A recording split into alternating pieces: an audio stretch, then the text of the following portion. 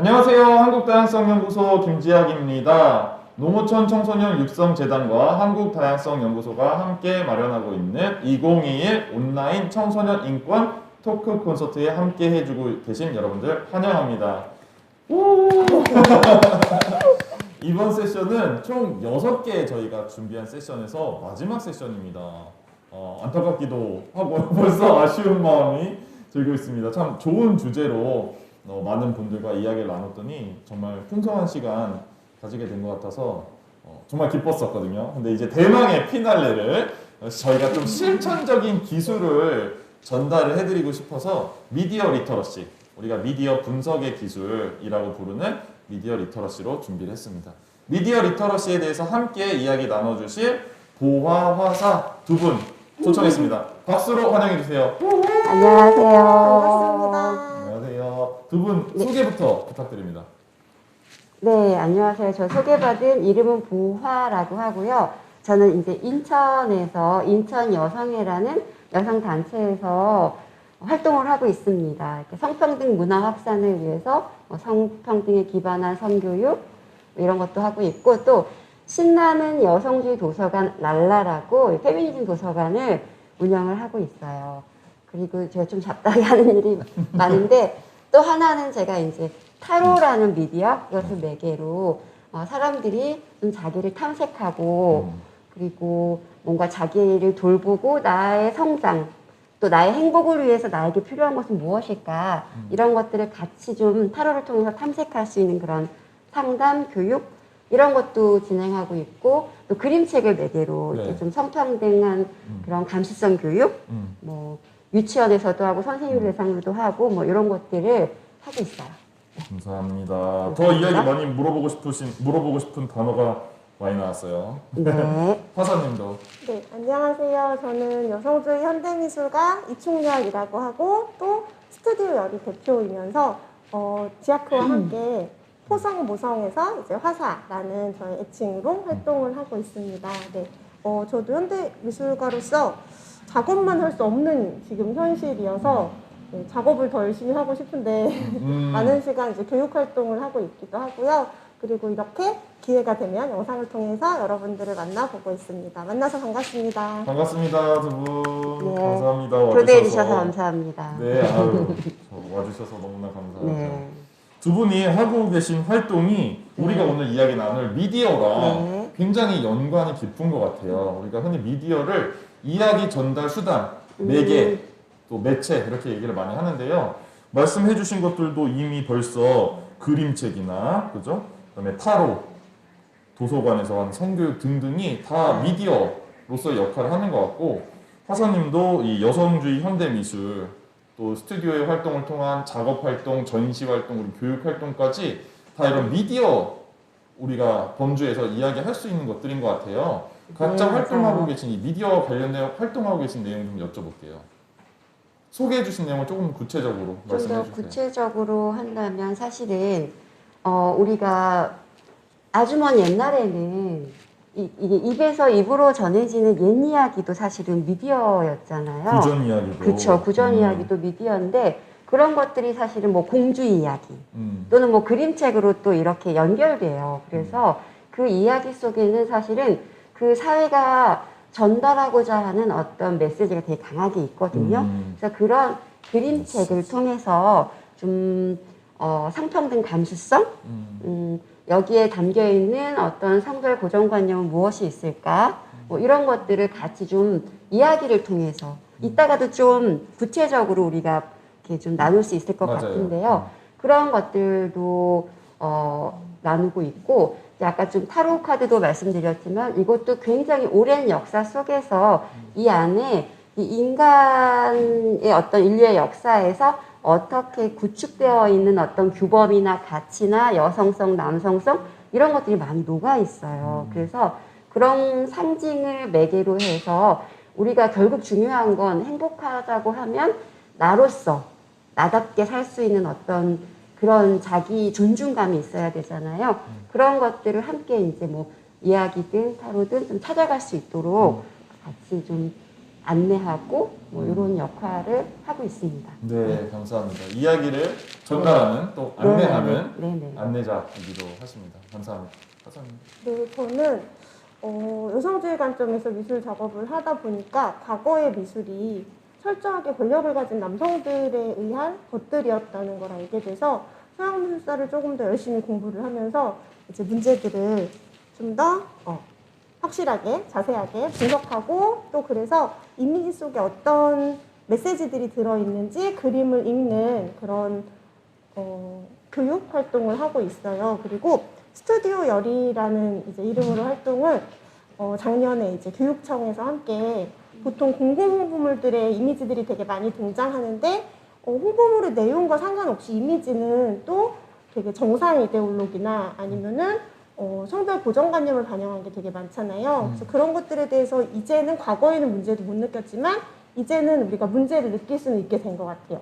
근데 비판은 하지만 그렇다면 어떻게 바꾸는 것이 좋은가 대안까지는 되게 어렵잖아요. 그래서 대안적인 이미지를 만드는 작업 같은 것들을 하고 있어요. 그런 것들을 통해서 이미지가 우리한테 익숙한 이미지가 그냥 자연스럽고 그래서 우리에게 모두에게 좋은 것인 게 아니라 사실은 그 안에 많은 불평등과 차별을 내재하고 있고 그런 것들을 내면화하면서 스스로 억압하게 하는 효과도 있다. 이런 것들에 대해서 계속 뭐 작업과 사업으로 그리고 활동으로 교육으로 하고 있습니다. 아, 감사합니다. 두 분과 함께 지금 말씀해 주신 좀 실천적인 기술들을 1부에서는 좀 더 이론적으로 얘기하지만 2부에서는 실천적인 기술을 우리가 그림을 보면서 직접 연습을 해보도록 하겠습니다.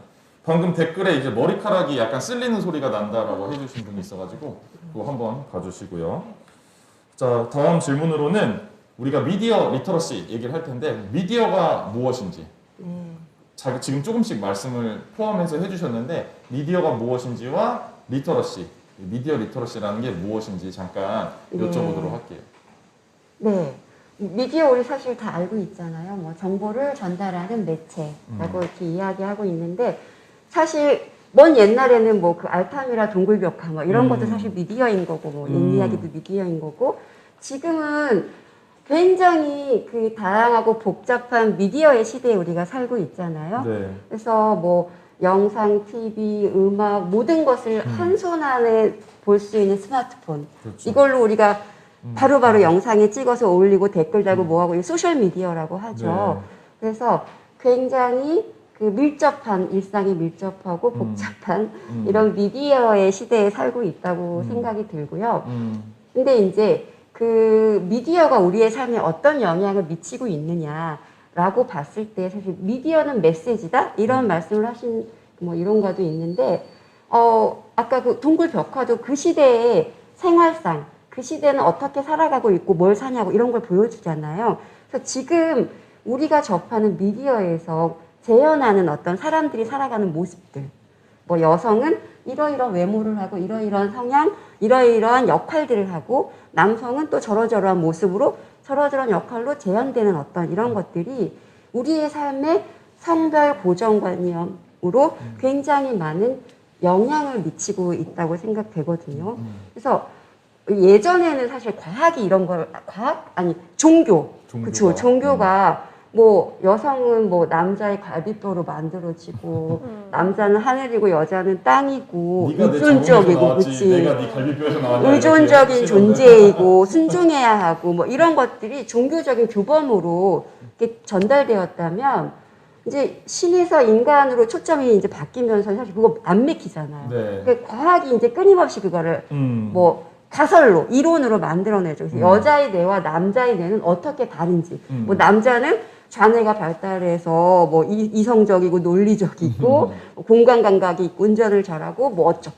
여성은 우뇌가 발달해서 감정적이고 뭐 언어 중심적이고 그 감정적이라서 정치에 참여해서는 안 되고 뭐 이런 식의 어떤 과학적인 가설을 세워서 그걸로 사람들한테 영향을 미치고자 했죠. 그러니까 명백하게 차별이 아니라 차이를 가장한 차별이었던 거죠.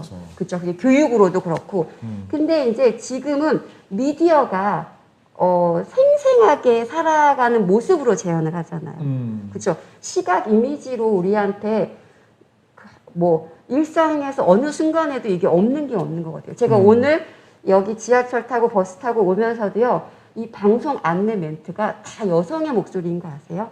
친절하고 상냥한 여성의 목소리로 계속해서 이런 안내 멘트를 재현하고 있단 말이에요. 이런 것들이 우리에게 계속 끊임없이. 그래서 이게 뭐랄까 아주 그 사회가 그 가치 있게 생각하고 사회를 유지시키는 어떤 그런 규범들, 이런 것들이 자연스럽게 내면화되고 익숙해지게 하고 그렇게 하는 것이 바로 미디어가 주는 우리의 영향이라고 생각해요. 네.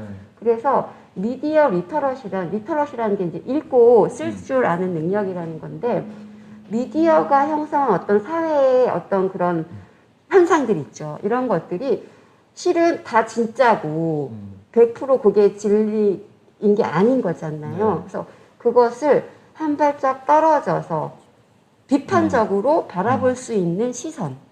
이게 저는 미디어 리터러시라고 생각을 해요. 그렇게 바라볼 수 있어야만 나를 주체적으로 내 삶으로 내가 살고 싶어하는 어떤 것으로 가지. 안 그러면 계속 이거의 영향 속에서 나는 여기에서 이야기하는 그 모습으로 이게 이렇게 사는 게 원래 그런 거야. 원래 그런 거 아니야? 뭐 이렇게 이야기할 수밖에 없다고 생각이 돼요. 그래서 지금 미디어의 영향이 이렇게 막강한 이 미디어 사회 속에서는 미디어 리터러시라는 게 정말로 중요한 능력이구나. 이런 것들을 좀 새삼 느끼고 있어요. 맞아요.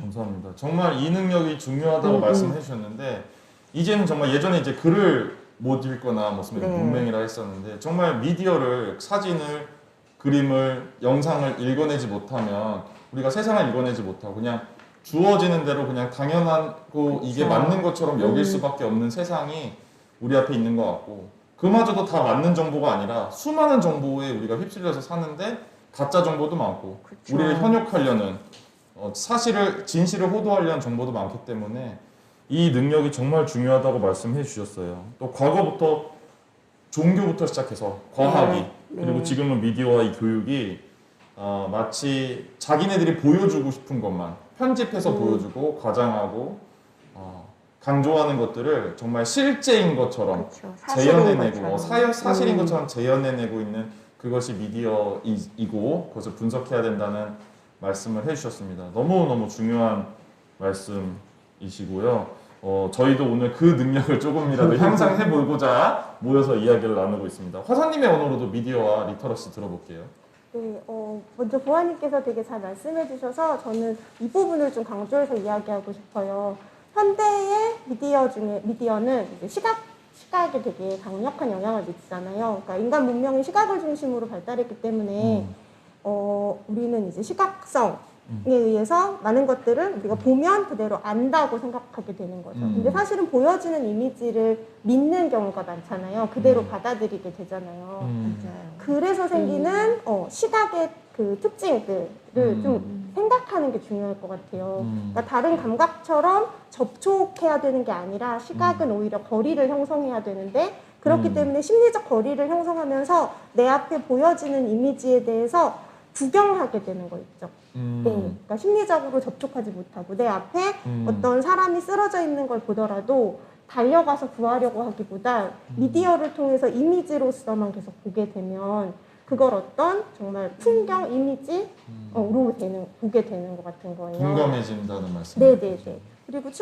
특히 이제 최근 뭐 시각 중심의 이미지들에서 보여지는 재현된 장면들이 말씀하셨듯이 권력을 갖고 있는 사람들의 입장에서 배현된 거기 때문에 소수자, 타자들에 대해서 심리적인 거리를 엄청나게 두고 대상화하고 타자화한 상태로 재현된 그 생산물들을 우리가 계속 보고 있거든요. 그러니까 뭐 예술이라고 하는, 미술이라고 하는 역사에서도 계속 그랬고, 그 시선을 현대 대중매체가 고스란히 받아 안고 있고, 그래서 자신보다 약한 사람들, 좀 더 취약한 어떤 상황에 있는 사람들에 대해서 심리적 거리를 더 두게 되면서 구경거리로서 보게 되는 거예요. 그리고 간음증을 충족시키는 방법으로 보게 되고, 지금 미디어가 그런 속성들을 가지고 있다는 걸 좀 기본적으로 이해하시면 뭔가 이 보여지는 이미지들에 대해서 미디어에 대해서 독해하는 네, 큰 도움이 될 것 같다는 생각을 합니다. 감사합니다. 두 분이 공통적으로 말씀해 주신 게 보아님은 이제 한 발 떨어져서 그렇죠. 보고 분석하고 읽어낼 수 있는 능력이 필요하다고 하셨고 화사님도 이제 거리두기가 필요하다. 그래서 이 사회가 권력의 입장에서 우리에게 무엇을 원해야 하는가의 욕망을 주입하고 있다라고 말씀을 해주셨는데 그래서 그것을 이제 관음증을 불러일으키고 구경꾼으로 만드는 이 욕망에 대해서도 말씀해 주셨는데 미디어가 우리들에게 원하는 거 항상 이제 두 가지가 있다 이런 식으로도 표현을 하는데 우리에게 뭘 하게 만들거나 뭘 사게 만드는 맞아요. 그 두 가지가 미디어의 역할이다. 그래서 우리도 사실은 오늘 우리가 하고 싶은 메시지가 있는 거고 미디어로 송출이 되는 거 아닙니까? 그렇죠. 결국에 이걸 보는 사람들의 행동을 바꾸고 싶은 거거든요. 우리도 그잖아요. 그래서 더 미디어를 비판적으로 보게끔 하는 것이 사실 우리가 원하는 거죠.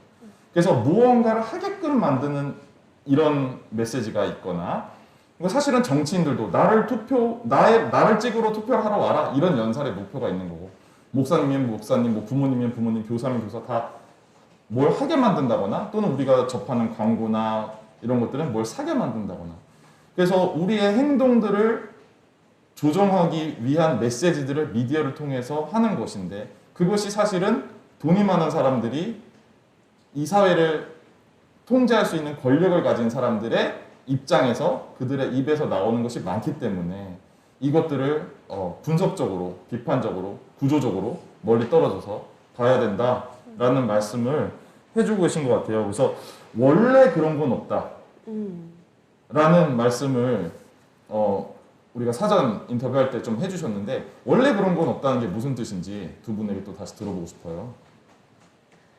원래 그런 건 없다는 것은 이게 만들어진 거라는 거예요. 네. 그렇잖아요. 그래서 뭐 그 여자로 태어나는 게 아니라 여자로 만들어진다 이런 이제 명제도 유명하긴 한데 그러니까 TV를 틀어보면 걸그룹 여성이 재현되는 모습을 보면 어떤가요? 하나같이 날씬하고 예쁘고 근데 사실 그게 잠깐만 생각해보면 되게 도달하기 어려운 거예요. 진짜 원래부터 타고난 뭐 168의 어떤 몸무게에 날씬한데 가슴과 엉덩이는 또 풍만해야 하고 턱은 이렇게 뭐 또 뾰족해야 되고 뭔 어때야 되고 이런 것들이 사실은 어렵죠. 뭐예요? 원래 그랬을까요? 만들어진 거라는 거. 허구라는 것을 우리가 인식하는 게 되게 중요한데 그렇죠. 이게 우리에게 특히 여성들에게 어떤 영향을 주고 있는지 살펴보면 끊임없이 다이어트와 성형, 화장 그러니까 거기에 도달하고자 계속 자기를 부정하고 내 몸이 공사장이 돼요. 계속해서 다이어트 해야 되고 뭐 화장도 해야 되고 성형도 해야 되고 자기 뭐 이런 것들이 사실 뭐 외모 지상주의라고 우리가 이야기를 하는데 뭐 여러 가지 부작용이 있지만 제일 큰 부작용은 스스로 자기를 부정하고 혐오하게끔 만드는 어떤 그런 게 된다는 거죠. 그래서 미디어 리터러시라는 것은 그러니까 지금 재현하고 있는 여성의 이미지는 가짜다, 만들어진 거다. 그리고 지금 여성이 얼마나 다양한 몸과 얼굴들이 많아요. 그래서 나답게 내 생긴 모습을 내가 그대로 이렇게 사랑하고 존중해 줄 수 있도록 하는 것. 그런 요즘은 이렇게 저항해서 그런 콘텐츠들을 많이 만들어내는 분들이 계시거든요. 네. 그래서 그런 미디어를 우리가 좀 더 많이 접하고 가까이 두는 거. 그게 전 미디어 리터러시에서 또 되게 중요한 부분이라고 생각을 해요. 감사합니다. 네. 맞아요. 그래서 어떤 만들어진 이미지와 그걸 통해서 기준을 계속 우리에게 그쵸. 강요하고 거기 도달하지 못하면 자기 부정과 자기 혐오에 빠져서 계속 내가 부족해서 그런 거야. 내 탓을 하게 만들고. 그렇죠. 그래서 이것이 사실이 아니다. 모두가 따를 필요가 없다라는 것을 알고 저항하게 또 다른 대안적인 선택을 해야 될 필요가 있다라고 말씀해 주셨고 아까 화사님도 그래서 대안적인 이미지까지 제공하는 것이 이제 현대 미술에서는 하고 있다라고 말씀해 주셨는데 더 추가적으로 말씀을 좀 해주시겠어요? 원래 그런 것은 없다. 이 말만 사실 기억해도 되게 커다란 효과가 있을 것 같은데요. 제가 아까 시각성을 이야기할 때 시각성은 기본적으로 심리적인 거리두기를 하도록 만드는 장치가 있지만 그건 이제 만드는 과정에서고요. 제작 과정에서이고 만들어진 결과물, 제 업무를 보는 사람은 보는 즉시 밀착시켜서 그대로 믿게 되기 때문에 뭐 이제 미디어로 볼 때는 심리적 거리두기를 해야 된다 이런 이야기들을 앞에 나눴었는데 재현된 이미지들을 보면 정말 믿게 되잖아요. 예. 하지만 사진을 찍더라도 카메라를 무엇을 들이대느냐에 따라 다른 거고 앵글을 어떻게 잡느냐에 따라 되게 달라진단 말이에요. 하물며 이제 SNS나 아니면 광고나 영상이나 많은 요소들이 들어가는 것들은 그 제작자의 의도가 정말 촘촘하게 계산돼서 이렇게 들어가 있는 거기 때문에 그 의도가 뭔지를 생각하는 게 중요할 것 같아요. 그래서 무언가가 있을 때 미디어를 이렇게 접할 때 왜를 질문하는 게 되게 중요할 것 같아요. 왜? 그래서 우리가 이제 두 번째 시간에 그것들을 좀 세분화해서 질문을 할 건데 이걸 왜 이렇게 만들었을까? 만약에 아까 날씬한 몸매 이야기 하셨는데 날씬한 여성에게 왜 이렇게 날씬한 몸매가 강조될까? 남성에게는 그렇게 마른 몸매를 강조하지 않으면서 왜 여성에게만 그렇게 연약하고 정말 무거운 걸 못 들 것 같은 연약한 수동적인 모습을 강조할까? 왜를 생각하다 보면 이게 결국은 남성 지배 권력을 과시하기 위해서 남성이 필요한 존재로서 남성에게 종속되고 기대어야 하는 어떤 존재로서 필요한 트로피 같은 존재로서 여성을 바라는 것이다라는 것들을 유추해낼 수 있잖아요. 그래서 왜를 몇 번 질문하면서 도달하는 그 답을 놓고 그러면 그러한 전제에 나는 동의하는가?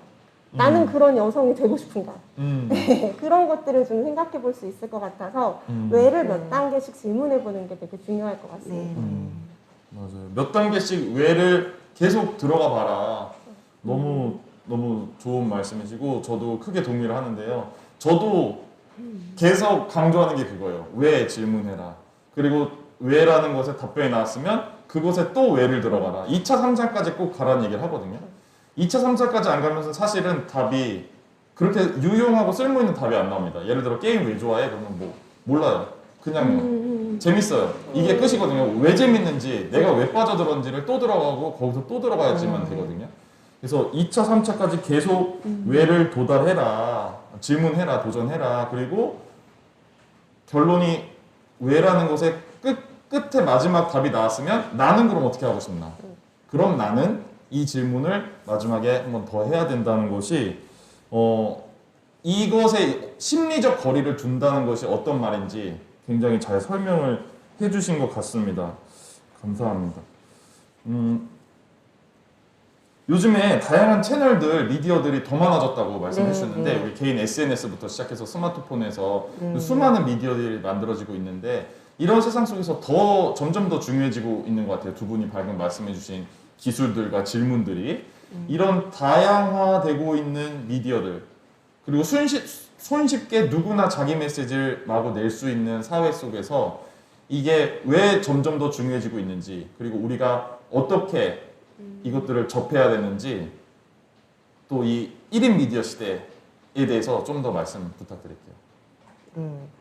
뭐 우리가 진짜 아침에 일어나서 잠들기 전까지 미디어와 함께 살아가고 있는데 어떤 미디어 콘텐츠를 내가 가까이 할 것인가 그거 되게 중요하다고 생각해요. 예를 들어서 여러분 내가 어떤 친구를 곁에 두고 만나고 사귈 것인가가 내 삶의 질에 굉장히 중요하잖아요.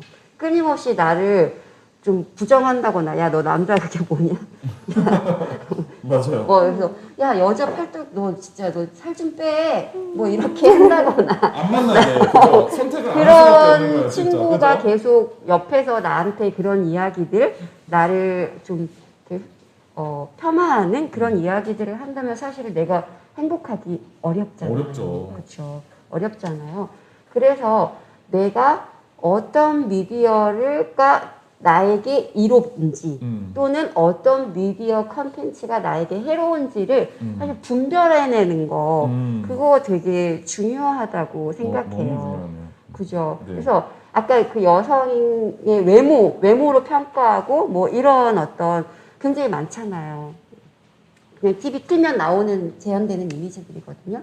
근데 요즘에 이제 그래서 저항하는 뭐 아티스트들이 되게 많아요. 뭐 미국에서는 지금 유명한 그 페미니스트 페미니스트 가수들 되게 많잖아요. 예를 들어 뭐 빌리 아일리시라든지 네. 그분은 이제 외모 여성을 자꾸 외모로 평가하니까 오히려 이제 몸매가 드러나지 않는 큰 옷, 오버핏 옷에 뭐 또는 젠더리스 복장 이런 걸로 자신을 이제 좀 표현하기도 하고 그리고 또 뭐 그 리조라는 가수 혹시 아세요? 그분은 흑인 여성 가수인데 미국에서 지금 폭발적인 인기가 있으세요. 근데 리조라고요. 정말 한번 그분의 뮤비를 좀 보셨으면 좋을 것 같은데 그분도 사실 자기가 몸집이 좀 이렇게 크세요. 체격이 굉장히 크신 분이거든요. 140kg 정도의 이렇게 크신 분인데 그분은 자기를 사랑하기까지 굉장히 오래 걸렸지만 지금은 자기의 어떤 모습 그대로를 존중하고 수용하고 그걸 표현하세요. 그래서 뮤직비디오에 자기의 벗은 몸, 뭐 자기의 당당한 이 아름다움을 거침없이 드러내는데 이러한 것들이 사실은 여성들에게 엄청난 힘을 주고 있는 거예요. 베리나라는 그 뷰티 유튜버도 사실 나는 예쁘지 않습니다라는 그 영상이 500만 조회수 하면서 자기가 화장으로 아무리 꾸며도 계속 여성 혐오적인 그 표현들이 오는데 결국 화장을 하나하나 지우면서 있는 그대로 난 예쁘지 않지만 난 괜찮습니다. 라고 이렇게 표현을 하고 그게 굉장한 많은 어떤 뭐랄까 영향력을 발휘해요. 그래서 심지어 거기 댓글에는 언니 때문에 저 원래 그 식이장애, 섭식장애 있죠. 다이어트 때문에 뭐 음식을 거부한다거나 먹고 토하게 된다거나 뭐 여러 이런 부작용이 있는데 그걸 극복할 수 있었어요. 언니 때문에 저 살게 됐어요. 라고 이렇게 이야기하는 그래서 이런 컨텐츠들이 사실은 다양한 어떤 그 여성에게 힘이 될 수 있는 거라고 저는 생각하거든요. 그래서 그런 부분들도 있고 또 한편으로는 그 미디어에서 재현하는 우리가 이제 살면서 되게 중요한 게 누군가를 만나서 사랑하고 연애하고 같이 관계를 맺고 살아가는 모습이잖아요. 근데 한번 우리 TV 드라마나 뭐 영화 같은 거 재현되는 커플들을 한번 보세요. 어떤가요? 완전 천편일률적이죠. 거의 90% 넘는 커플이 이성의 커플인 거고 그 옛날에 정말 뻔했어요. 남자는 능력 있고 재벌. 부자. 그죠. 여성은 가난하지만 일단 아름답고 그쵸. 뭐 이렇게 해서 서로 어떤 성 역할이라는 게 분명히 있거든요. 근데 실제로 그런 커플 보신 적 있어요? 이것도 사실은 가짜예요. 그런데 뭐 그런 것들을 이제 뭐 이렇게 바라게끔 만드는 뭐 이런 것들은 있겠죠.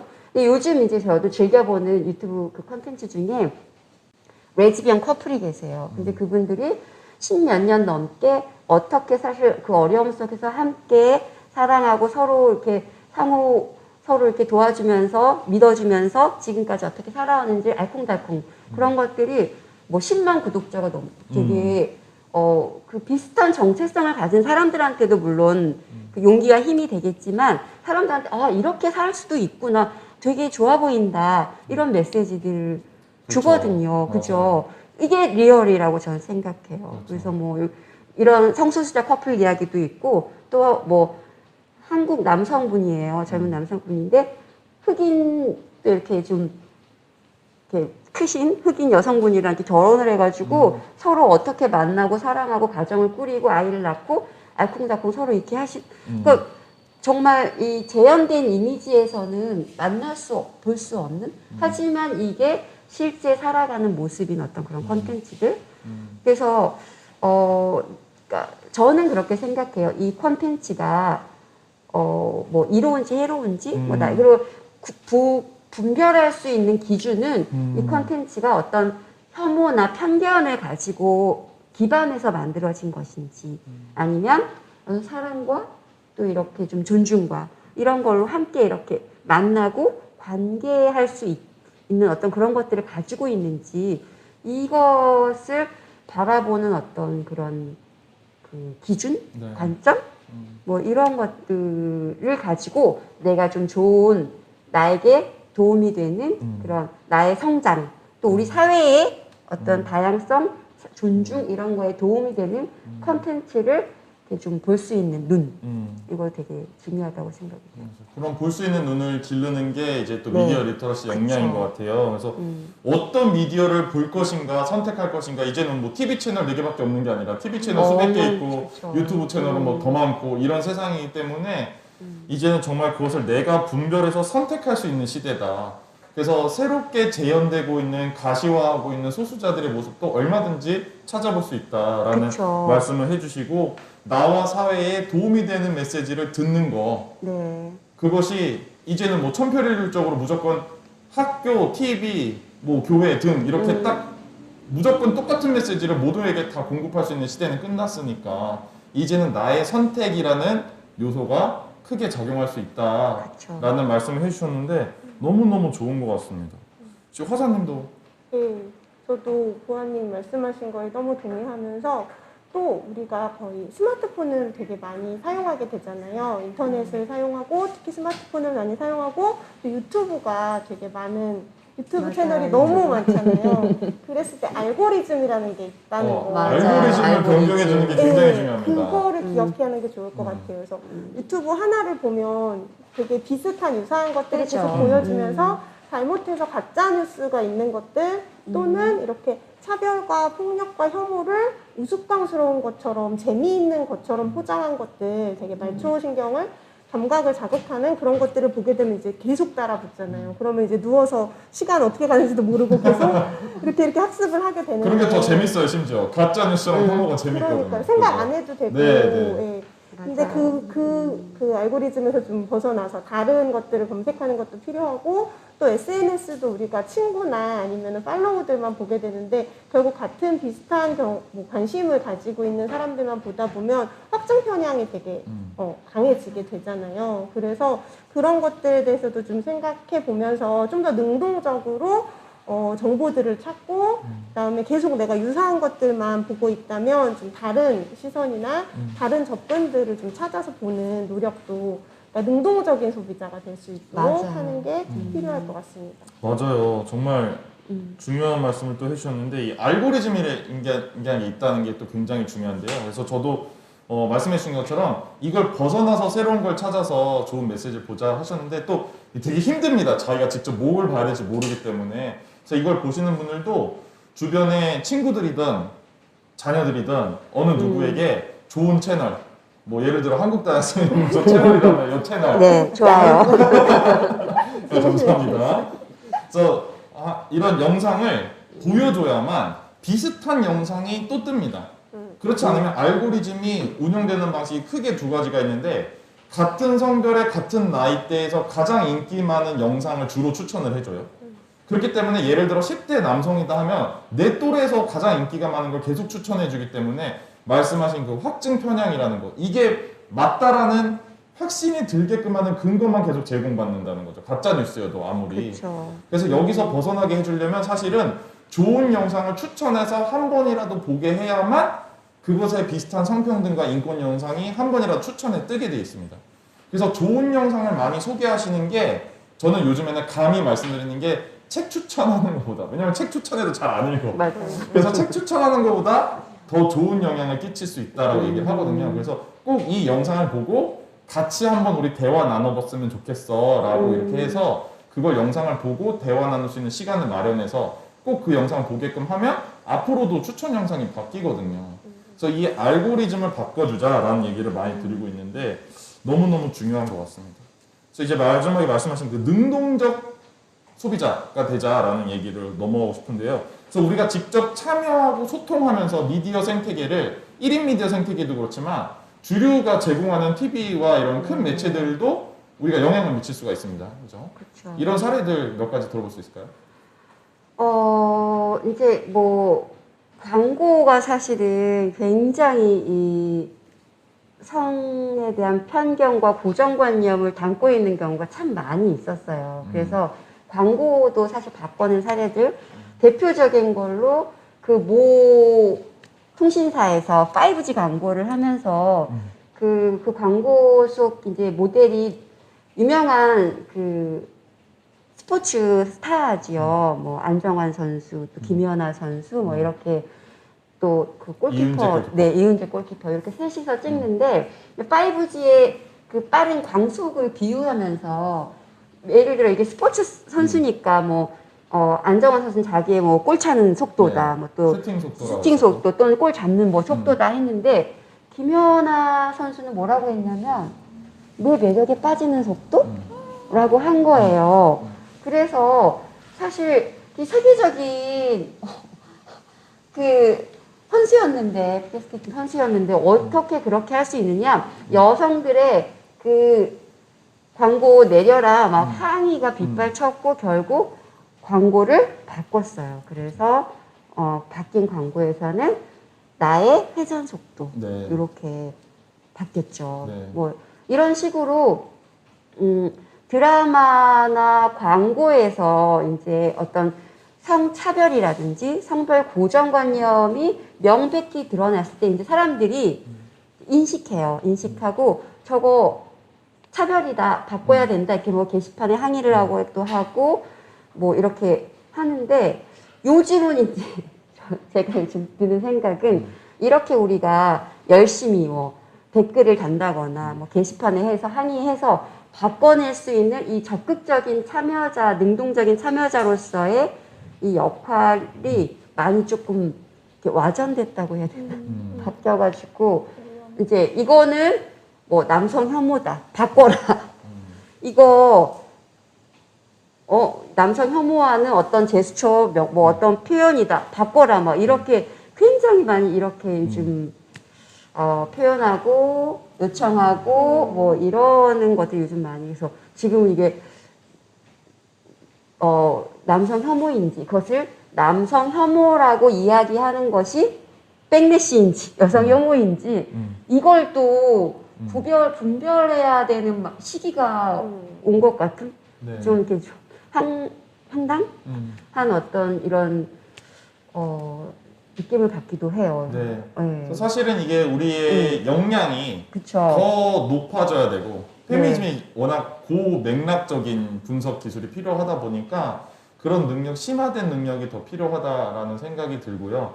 말씀하신 것처럼 이게 잘못됐다라고 말할 수 있고 항의할 수 있고 또 단체 행동, 집단 행동을 할 수 있다는 것은 아주 좋은 일이고 우리는 계속 해야 될 일이 맞습니다. 그죠? 근데 그것을 말씀하신 것처럼 이 손가락 모양이라든지 뭐 쇼컷이라든지 이런 것을 가지고 무슨 극단적인 페미니스트다라든지 뭐 남성 혐오 사상이 심각하다라고 하는 것을 물론 그런 말은 할 수 있습니다. 누구나 아무 말이나 할 수 있으니까. 근데 아무 말이나 한 것을 정치 세력화 시켜주는 정치인이 있고 그거를 또 받아 쓰는 언론이 있고 그걸 또 사과를 냅다 해버리는 기업들과 정부 부처들이 있다는 것이 맞아요. 가장 큰 문제입니다. 사실은. 그래서 그게 문제예요. 이게 차별이고 혐오가 무엇인지 모르고 구별을 못해. 무엇이 인권과 다양성인지 모르는 사회 속에서 일어나는 일들이다. 네. 이렇게 볼 수 있을 것 같습니다. 네.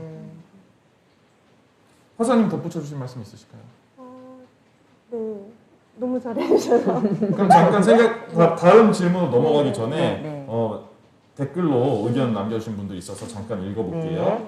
신은진님께서 보원님 말씀에 적극 공감합니다. 너무 다양한 미디어 콘텐츠들이 난무하는 상황 속에서 내가 어떤 것을 접하느냐에 따라 내 생각이 달라지는 것 같아요 라고 하시면서 예를 들어 나는 교양, 자기개발 관심 있는 분야에 대한 콘텐츠를 접하는데 반면 유해가 되는 미디어를 접하거나 타인을 비하하는 콘텐츠들을 보는 사람들에게 이제 생각의 차이가 많이 나게 되는 것 같다라고 말씀해 주시고 또 특히 아동 청소년들을 미디어 영향 많이 받는데 그에 대한 우려가 좀 있다. 미디어를 뭐 차단할 수는 없는 거니까.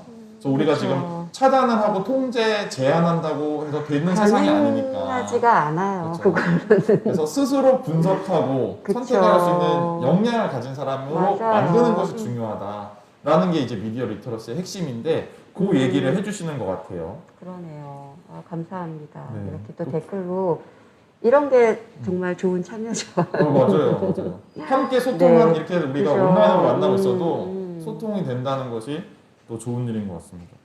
또 김미자 선생님께서는 보는 것만으로 되는 경향이 있는 것 같아요. 관심 있는 분야를 거름망 없이 머리 위에서 물 쏟아 붓듯이 보고 있는 우리들의 모습인 것 같아요.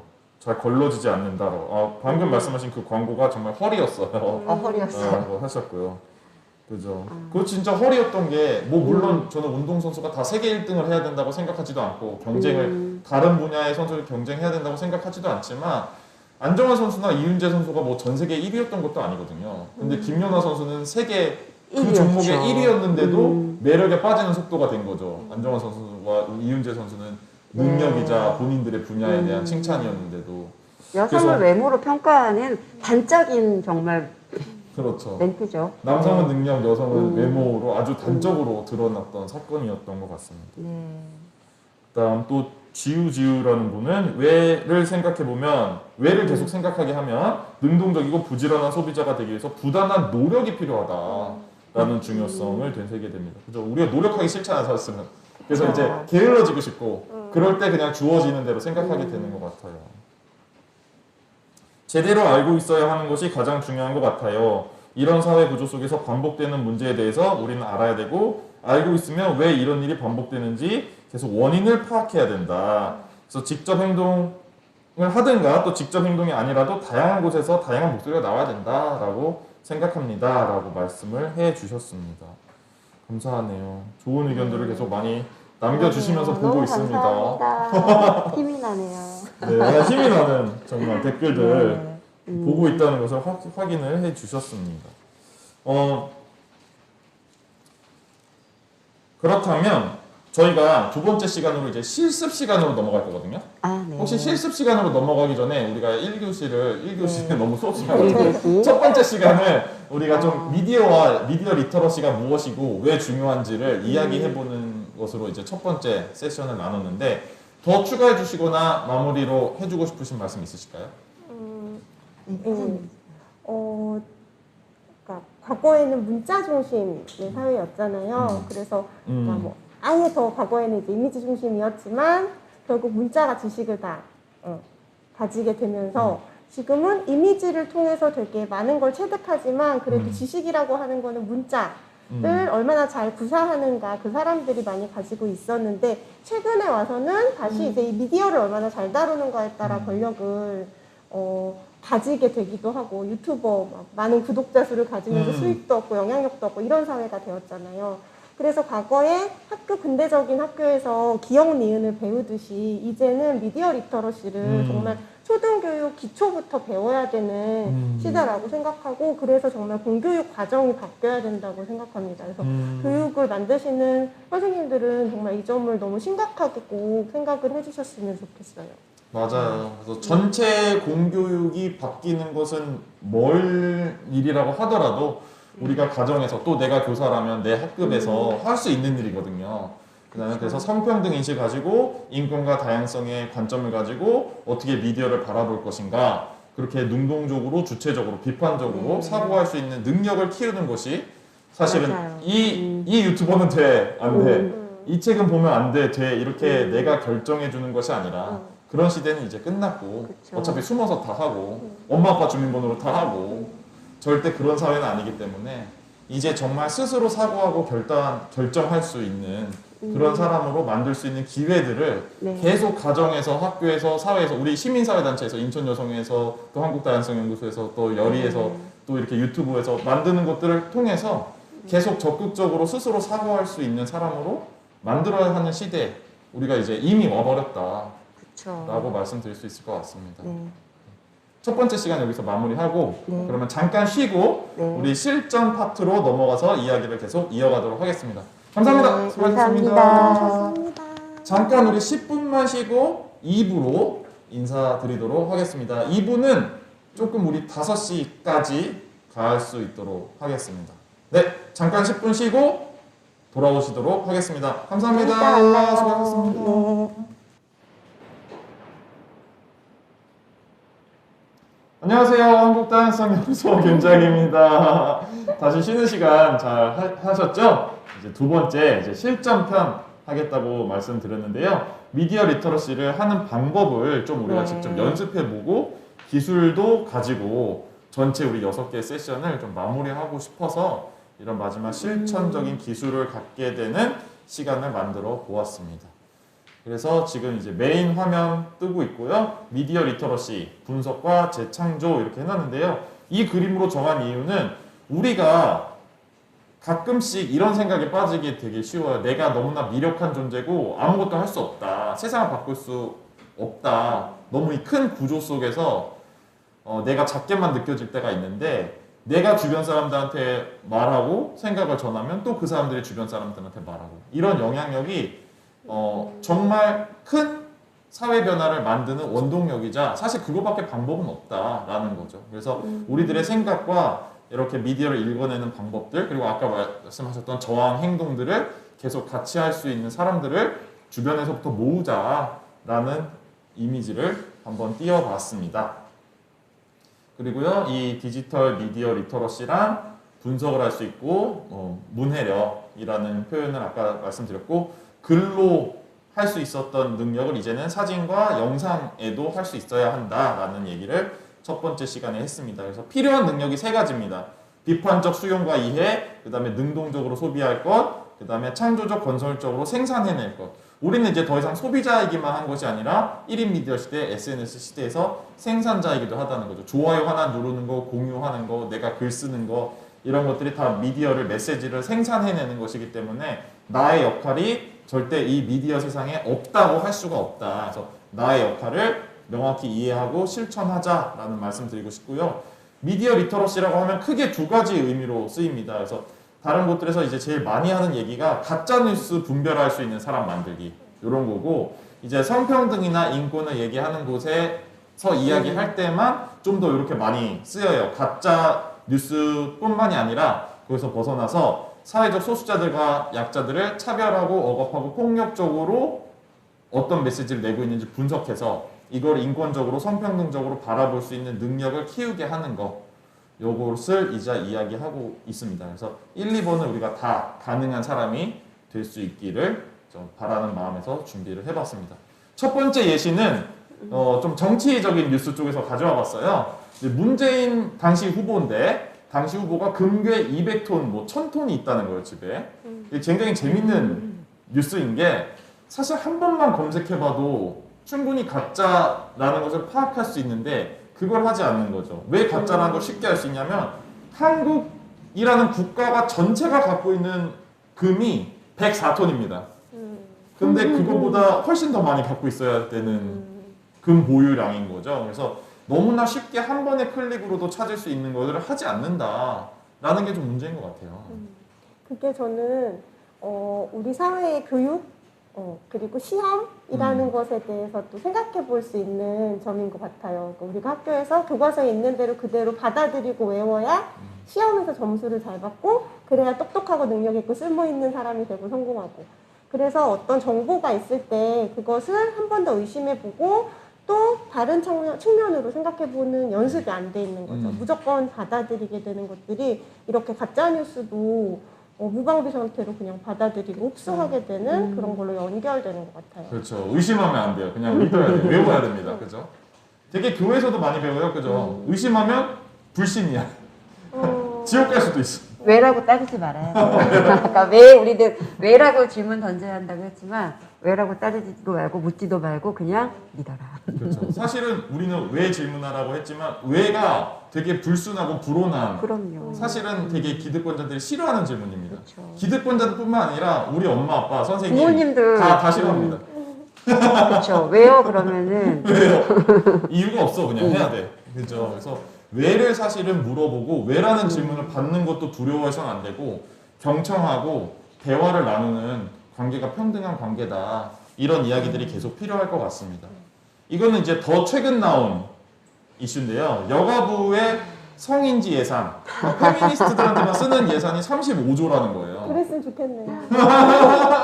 그러게. 여기서 그랬으면 좋겠는 걸 바라는 사람들이 우리가 여기 있지만 실제로는 1.2조, 뭐 1.4조 뭐 이렇게 밖에 안 하고 굉장히 이 예산은 정부 전체 예산의 0.4%인가 밖에 하지 않는 여가부 예산이 전체 모든 부서 예산 중에 제일 적고요. 사실은 사업은 되게 많습니다. 할 일이 많거든요. 그래서 여성, 청소년, 가족에 대한 정책들을 다 케어하고 그렇죠. 있고 교육도 하고 뭐 피해자 지원도 하고 그래서 할 일은 되게 많고 예산은 굉장히 적고 그리고 또 이제 청렴도 그리고 해야 되는 사업 수행도 이런 것도 상당히 높습니다. 제일 높아요. 그래서 이런 터무니없는 예산이 있진 않지 터무니없다기보다 이런 필요한 예산이 실제로는 없는데 하는 일은 되게 많다. 충분히 찾아볼 수 있거든요. 그러니까 이런 말들을 이렇게 제목으로 걸고 있잖아요.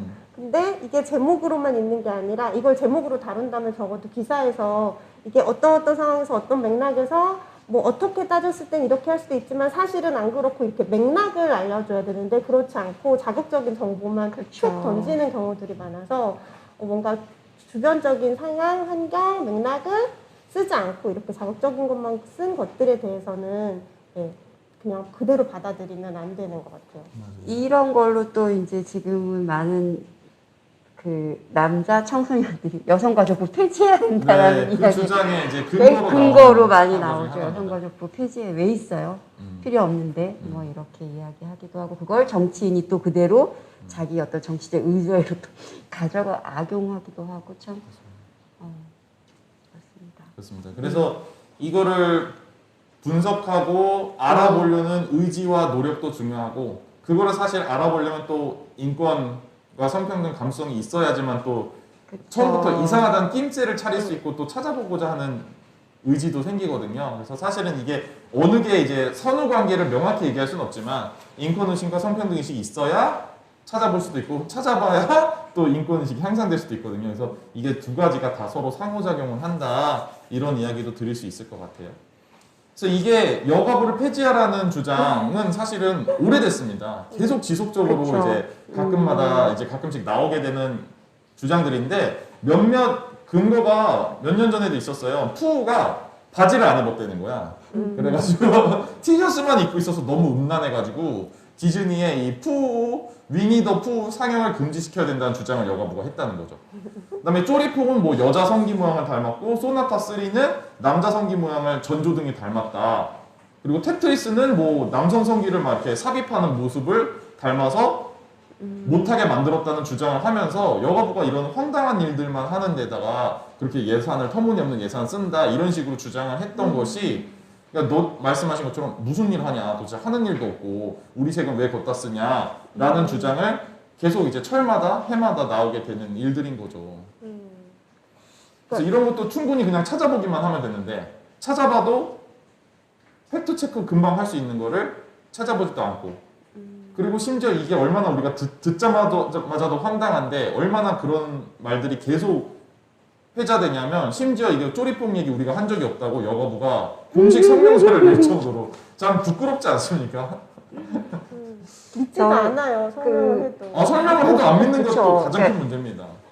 지학님도 경험하셨겠지만 저희가 이제 그 교실에 들어가서 성평등 수업할 때 그 남학생들의 이런 질문들 여성가족부 왜 있어요? 폐지 왜 안 돼요? 이렇게 막 직접적으로 물어보는 경우 있거든요. 네, 맞아요. 그럴 때 저는 정말 명확하게 이렇게 얘기해줘요. 저도 폐지됐으면 좋겠어요. 이게 왜 만들어졌을까요? 그렇죠. 사실은 오랜 성차별을 구조적인 이런 것들을 좀 이렇게 바로 잡기 위해서 만들어진 거고 성평등해지면 필요 없어져요. 그렇죠.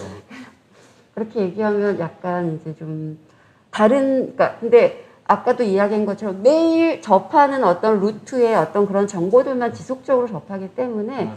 다른 시선을 가질 그 여지가 없게 되는 맞아요. 안타까워. 정말 중요합니다. 그래서 말씀하신 것처럼 여가부가 있다는 게 여성 특혜인 줄 아는 거죠. 그래서 특혜가 아니라 차별받고 폭력적으로 대해지고 있기 때문에 이런 부서도 있는 거다. 말씀하신 것처럼 차별과 폭력이 없어지면 이런 거 없어진다. 너네 원하는 것처럼 남성가족부가 있는 세상이 남자에게 좋은 세상이 아니라 남성가족부가 없다는 것이 반대로 여가부가 있다는 것이 이 사회의 차별과 억압을 누가 경험하는 것이냐. 소수자이기 때문에 소수자 인권을 따로 말하는 거지 별도로 말하지 않는 인권이라고 해서 무시당하고 있는 게 아니다라는 얘기를 해주는 것이 되게 중요한데요.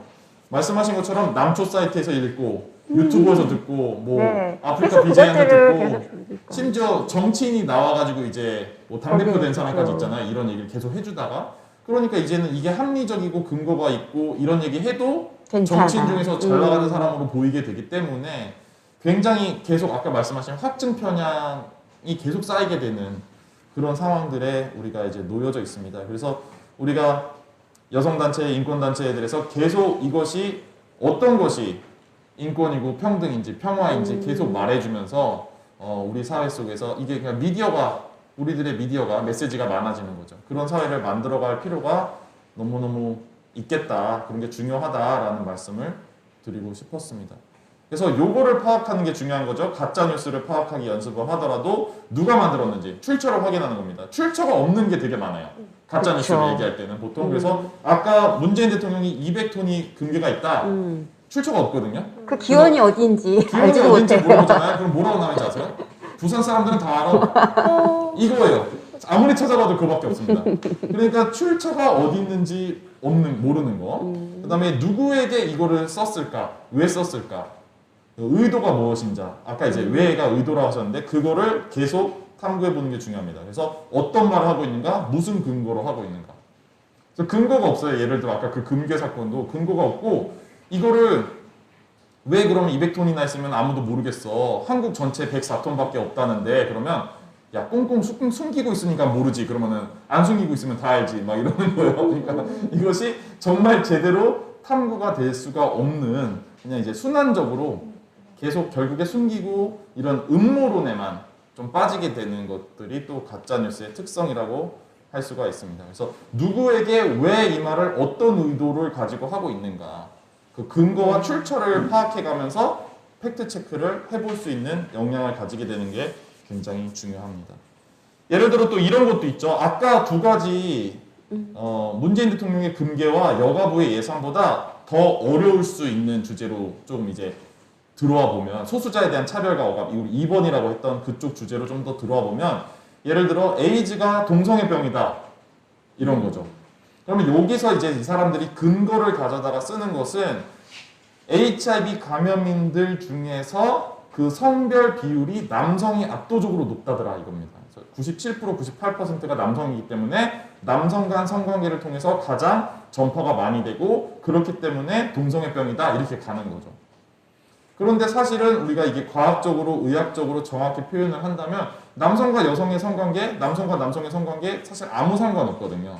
콘돔을 사용하지 않은 안전하지 않은 성관계를 했을 때 전파될 수 있는 성관계를 통해 감염될 수 있는 바이러스의 이름이 HIV고 이제는 약을 잘 먹으면 충분히 관리가 가능하기 때문에 이미 사회적으로 세계적으로는 관리 가능한 만성 질환이다라고 하고 있는 것을 우리는 이제 HIV에 대한 혐오나 동성애자에 대한 혐오 때문에 낙인 때문에 아직도 제대로 대처가 되지 않고 있는 상황이라는 걸 얘기를 해야 되고 그래서 동성애가 감염의 원인이 아니고 동성애든 이성애든 안전하지 않은 성관계 성병을 예방하지 않고 있는 그 콘돔 쓰지 않은 성관계가 감염의 경로 그것도 우리나라에만 사실 한정된 얘기거든요. 세계적으로는 이제 임신과 출산에 의해서도 또는 이 헌혈, 수혈에 대해서도 그다음에 마약 주사기로도 그리고 성매매를 통해서도 그래서 이성 간에 또는 이성 동성 상관없이 어떤 인종도 상관없이 굉장히 전 세계적으로 많이 퍼지고 있기 때문에 특정 국가 이제 한국이나 미국처럼 다른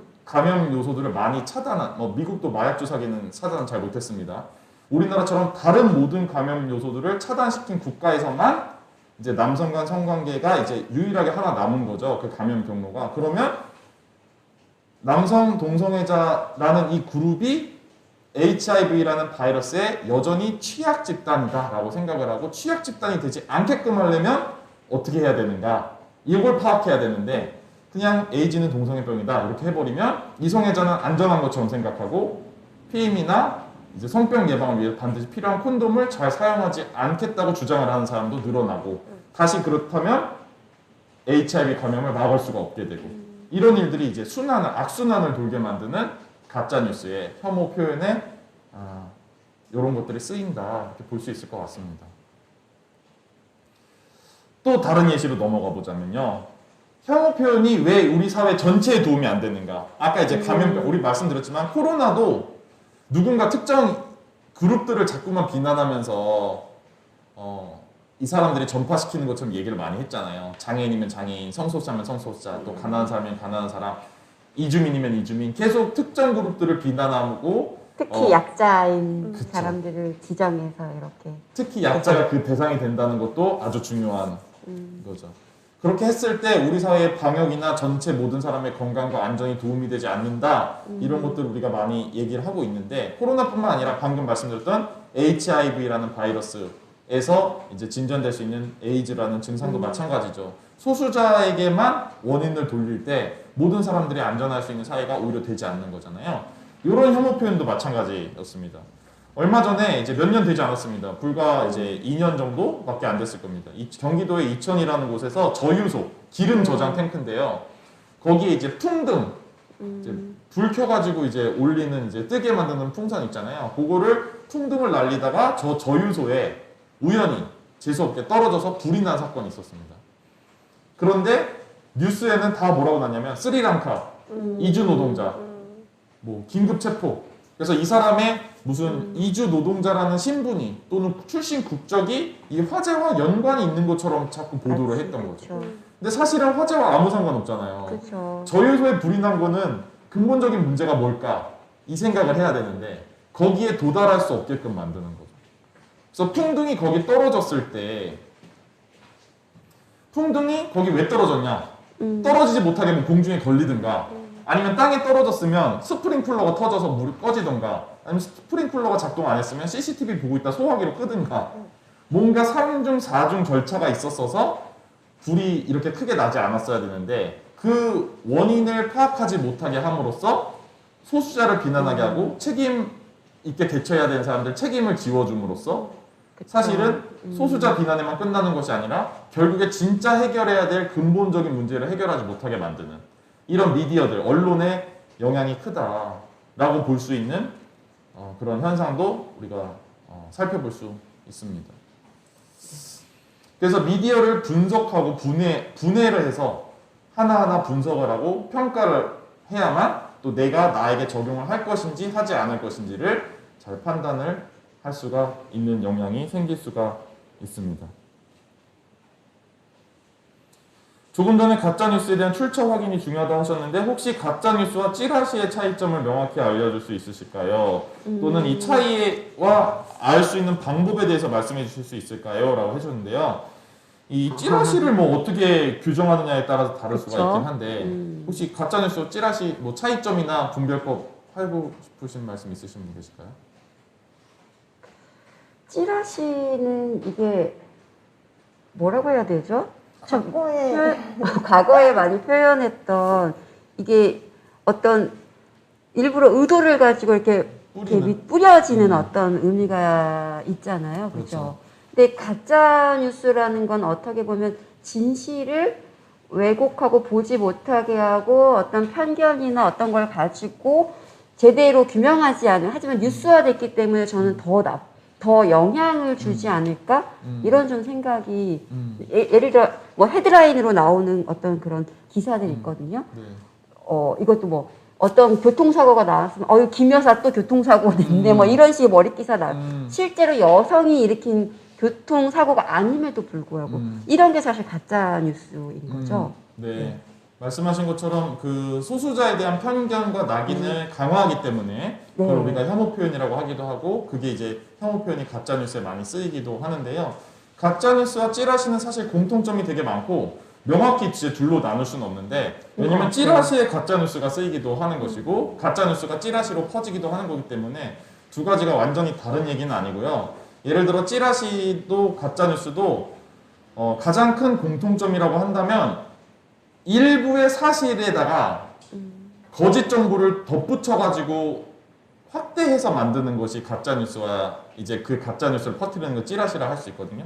그래서 전혀 사실이 없는 게 아니라 예를 들어 아까 에이즈 사례나 이주민의 이제 방화로 이제 보도된 사례도 말씀드리자면 HIV 감염인 중에 남성의 인구가 압도적으로 많다. 이게 팩트인 거죠. 그 사실에 가짜뉴스와 혐오를 부추겨서 확대돼서 이것을 전체를 사실로 믿게끔 하는 것이 이제 가짜뉴스와 혐오 표현의 이제 본질이고 그렇게 퍼져나가는 건데 찌라시도 마찬가지죠. 가짜뉴스를 담고 있을 수도 있고 진짜 뉴스를 담고 있을 수도 있죠. 예를 들어 뭐 연예인 누가 마약을 했다거나 정치인 누가 뺑소니를 했다거나 이것이 그냥 완전히 팩트일 수도 있죠. 팩트일 수도 있지만 가짜 뉴스일 수도 있고 거기 이제 혐오 표현이 들어간 찌라시일 수도 있는 거죠. 근데 이 찌라시는 흔히 그게 가짜든 진짜든 연예계 뉴스를 기자끼리 공유를 하는 걸 뿌린다든지 정치권의 뉴스를 알려지지도 않은 제대로 된 사실도 아닌 것을 정치인들끼리 돌려본다든지 그걸 언론에 흘린다든지 그래서 예를 들어 사실일 수도 있는 뭐 성적인 범죄 또는 교통범죄, 음주운전, 뺑소니 이런 것들이 사실일 수도 있잖아요. 그냥 가짜뉴스 아닐 수도 있잖아요. 이런 것들을 은근히 이제 기자들한테 주는 것을 찌라시라 할 수도 있죠. 그래서 가짜뉴스일 수도 있고 진실이 들어있을 수도 있고 진실 일부에 가짜뉴스를 붙인 걸 수도 있고 그래서 찌라시는 좀 이런 여러 가지 의미로 쓰이기 때문에 그렇게 공통점과 좀 차이점이 있다라고 말씀을 드릴 수 있을 것 같아요. 그래서 다시 이제 화면으로 돌아오자면 그래서 근본적으로 이것을 파악할 수 있는 가장 이제 기초적인 질문 6개, 7개를 소개해 드리고 우리가 연습을 이제부터 해볼 겁니다. 기본 질문 7개는 1번 근원 누가 만들었는가입니다.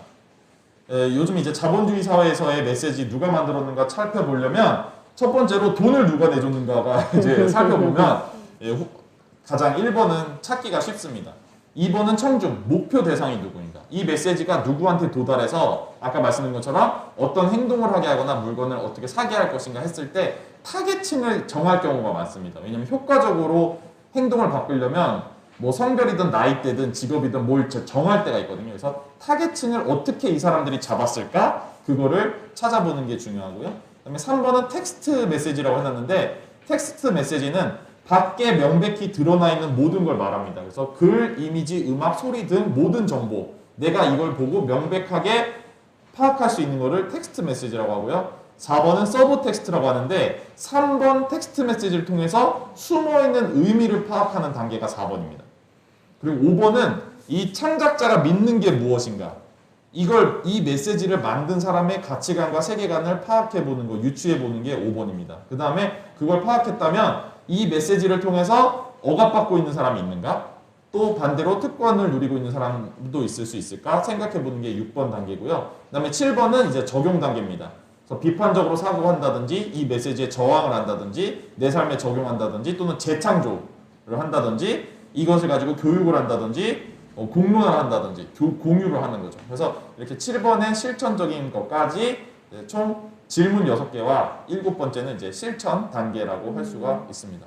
첫 번째로 우리가 명화부터 가가지고 명화 갔다가 이제 요즘에 우리가 많이 볼 수 있는 영화, 드라마, 뮤직비디오, 뭐 광고, CF 이런 것들을 통해서 연습해보는 시간을 한번 가지도록 하겠습니다. 네? 덴마 뭐 있어요? 아니에요? 네. 괜찮으세요? 자, 첫 번째 연습 활동부터 해보겠습니다. 자, 이 그림은 근원 누가 만들었을까요? 옆에 써있네요. 요한 조판이라는 화가가 그렸는데 문제는 이제 과거에 그러니까 시민사회혁명 이전의 신분제 사회에서는 귀족이나 왕처럼 아주 소수의 권력을 가진 사람이 아닌 이상은 스스로 무언가 자율적으로 생산할 수가 없었잖아요. 그러니까 이 시대는 신분제 사회였기 때문에 요한 조판이가 그렸지만 주문에 의해서 그렸다는 거. 시대적 맥락을 아는 것도 중요한 것 같아요. 누가 주문을 했는가 그게 네. 출처가 되겠습니다. 네, 그죠? 네. 그런 상황에서는 누가 주문을 했다고요? 네. 귀족이나 왕처럼 소수의 권력을 가진 사람이 주문을 한 거죠. 그럼 타겟은? 타겟은 이 당시에는 우리처럼 지금은 우리가 스마트폰만 있으면 텔레비전만 있으면 모니터만 있으면 이미지를 접하지만 이 당시에 대중매체가 없었기 때문에 그림을 볼 수 있는 사람은 아주 소수밖에 없었어요.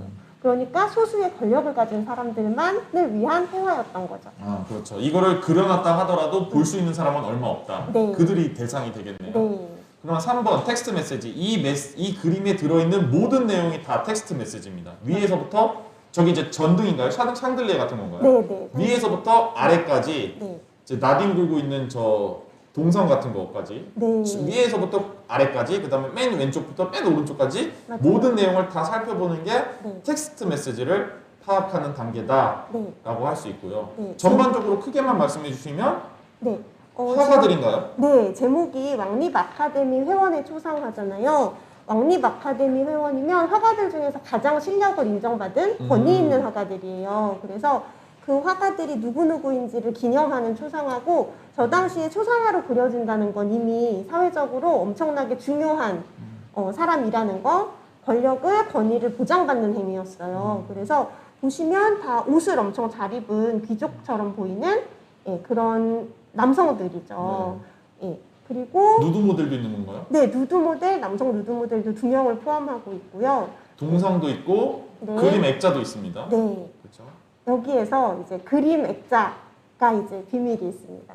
그러니까 지금 보여지는 이미지에서는 그냥 이 당시에 회원들이 결국 뭐 화가들 남자였구나 라고까지만 알 수 있는데 이제 맥락을 보면 이 당시에는 2명의 여성 화가가 사실은 왕립 아카데미 회원으로 받아들여졌었어요. 너무 실력이 뛰어났기 때문에 원래 아카데미에서 잘 받아주지 않았거든요. 그래서 메리 모저와 앙겔리나 카우프만이라는 여성 화가가 받아들여졌는데 보시면 없는 거죠. 액자 속에 있는 네, 두 액자 분인가요? 속에 있는 거죠. 자, 그럼 거기까지 액자 속에 여성이 2명 있구나라는 것까지가 3번 텍스트 메시지에서 끝나야 돼요. 그다음에 4번 거기 3번에서 하나 더. 네, 더. 2명의 남성 누드 모델 네. 밑에 팔다리를 자른 여성의 몸이 토르소로 바닥에 나뒹굴고 있고 지팡이로 배를 꼭 누르고 있죠. 배를 가리키고 있네요. 네네. 요거까지가 이제 자세히 보면 확인할 수 있는. 텍스트 메시지. 네. 자, 그걸 해석하는 거는 이제 4번에서 해야 네. 됩니다. 그죠? 숨은 메시지를 들어가야 되는데, 네. 그러면 왜 그림 속에 여성을 가둬놨을까? 2명 실제 멤버가 있었는데, 회원이 있었는데, 그림 속으로 들어가게 됐고, 네. 여성의 배를, 조각을 지팡이로 누르고 있다. 네. 요거로 이제 숨은 의미를 우리가 찾아봐야죠. 네네. 이 당시에 이 여성들은 이 자리에 있을 수가 없었대요. 왜냐하면 여성들은 남성 누드를 그리는 게 불법이었던 거예요. 그러니까 화가 교육을 사실 정식으로 받을 수도 없었고 화가가 된다고 하더라도 남성 누드랑 한 공간에 있으면 불법, 체포가 되는 일이었기 때문에 그래서 교육의 기회가 정말 제한됐던 거죠. 누드를 대생을 해야 이제 역사화를 그리고 더 인정받을 수 있는데 그래서 지금 모델들을 놓느라고 이 여성들이 모델하고 같은 공간에 있으면 안 되니까 빼놓은 거예요. 그런데 이상한 건 이 그림은 왕립 아카데미 회원의 초상이잖아요. 네. 그러니까 누드 모델을 빼고 여성 화가를 넣어야 되는 거죠. 그래야 되는 건데. 네. 그런데 여성 화가는 그림으로 놓고 그러니까 이제 화가라는 직업보다 성별을 더 중요하게 따졌다는 거를 알 수 있는 무엇이 거죠. 더 우위 계급인지 오히려 파악을 할 수가 있는 순간이네요. 네. 그리고 저 밑에 이제 여성의 팔다리를 잘라서 토르소로 놓고 배를 꼭 누른 것은 남성 누드는 모델은 살아있는 사람 인격체로서 어떤 포즈 취하고 개성도 있지만 여성은 정말 팔다리가 필요가 없는 거예요. 그러니까 능동성을 움직일 수 있는 가장 중요한 기관이 팔다리를 자르고 배 부분, 포공, 임신할 수 있는 기관 그것만을 강조해서 여성 너네는 아무리 화가여도 이미지를 생산하는 자이어도 보기에 좋은 이미지면 되는 거고 그림으로 들어가면 되는 거고 너네는 아이를 낳는 기계와 다름없어 라는 메시지를 담았다고 볼 수 있는 거죠. 그러네요. 그러면 숨은 의미를 우리가 역사적인 맥락과 사회의 그들 시대 상황을 공부를 한 후에 지금 파악을 했습니다. 그럼 이제 5번은 저자의 이제 가치관인데 이미 숨은 메시지를 통해서 가치관과 세계관은 지금 파악이 된 것 같아요. 그죠? 네. 거기다가 조금 덧붙이고 싶은 건 이게 요한 주판이라는 이 남성 화가의 특수한 시각이 아니었다는 거예요. 네. 그러니까 이렇게 왕립 아카데미 회원의 초상을 그릴 정도의 승인을 받은 화가라면 이제 이 관점이 정말로 다 공유돼 있던 상태고 우리가 학교에서 배우는 학문들, 과목들이 다 18세기에 되게 많이 체계화됐잖아요. 이 18세기의 전반적인 사회 분위기가 이렇게 여성 혐오적이었다는 거를 또 한 단계 더 유추할 수 있습니다. 그 저자 혼자만의 생각이 아니라 사회적인 분위기와 맥락까지 있는 것이다라고 말씀해 주셨고 그럼 이 메시지를 통해서 누가 억압받는가 또는 반대로 특권 그룹은 누구인가를 찾아보는 게 이제 6단계인데요. 그래서 여성은 이 공간에 있을 수도 없고 여성 화가를 그리면 이 누드 모델만 빼면 되는데 누드 모델 그림으로써 여성을 위치를 치워버린 그러니까 화가라는 위치보다 왕립 화가라는 위치보다 남성이라는 성별이 더 계급이 위에 있는 것처럼 여겨지는 그런 메시지를 봤을 때 당연히 억압받는 사람은 여성 화가이기도 하고 여성 전체이기도 하고 어떤 분야의 실력을 인정받더라도 여성이라는 이유만으로 배제될 수밖에 없다는 걸 또 보여주는 것이죠. 그리고 또 저는 임신을 할 수 없거나 아이를 출산할 수 없는 여성까지도 배제되고 있다고 생각해요. 포국만을 강조함으로써 네. 여성의 역할을 거기로 위치시킴으로써 그렇죠. 네. 좋습니다. 그러면 우리가 이 그림을 보고 어떻게 분석하고 파악하고 적용할 것인가? 내 삶으로 지금 현대로 돌아왔을 때 2021년에는 뭘 할 것인가? 라는 이제 질문, 실천적인 질문만 남은 거죠. 뭘 해서 봤으면 좋을까요? 저는 이제 저도 작품을 생산하는 작가로서 미술대학에서 배우는 것들이 사실 이 18세기와 크게 다르지 않아요. 교수님들이 학생은 여학생이 되게 거의 다인데도 교수님들은 지정성별 남성인 분들이 되게 많고 그리고 여태까지 이제 권위라고 하는 것들, 지식이라고 하는 것들을 그대로 받아들였기 때문에 권력을 가진 소수의 남성들의 특히 서양의 우리는 지금 이제 한국 사람인데도 서양의 모든 기준을 받아들이고 가르쳐 주시고 있거든요. 그러니까 이제 대학 아카데미에서 인정을 받으려면 그 시선을 그대로 내면화하고 잘 구사해야 되는 거예요.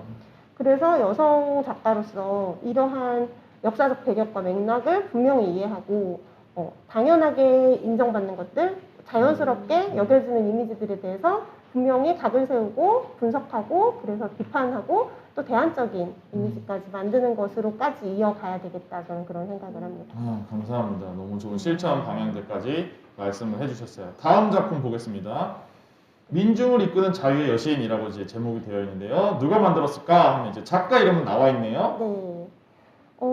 이 그림은 앞에랑은 조금 다르게 이제 프랑스 시민혁명, 그러니까 우리 7, 8, 9 이렇게 해서 외우잖아요. 프랑스 시민혁명을 이제 기점으로 신분제가 붕괴되고 조금씩 권력이 이렇게 나눠지는 사회로 바뀌었는데 그래서 이런 그림은 귀족이 그리라고 그릴 수 있는 그리라고 하는 귀족이 없을 거죠. 왜냐면 자기들을 무너뜨리는 거니까.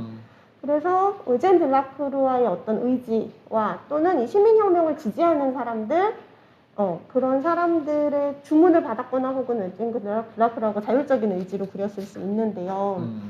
그러면 출처는 그렇게 되고 네. 그다음에 타겟은 이 그림을 보고 싶은 사람 또는 본인의 의지라고 했으니까 네네. 자기가 보고 싶었다거나 이런 메시지를 전파하고 싶었다거나 네, 시민혁명을 지지하는 사람들. 지지하는 사람들이 네, 타겟일 수가 그 당시에는 있겠고. 시민과 그러니까 대다수의 시민과 뭐 부르주아 계급들이 되겠죠.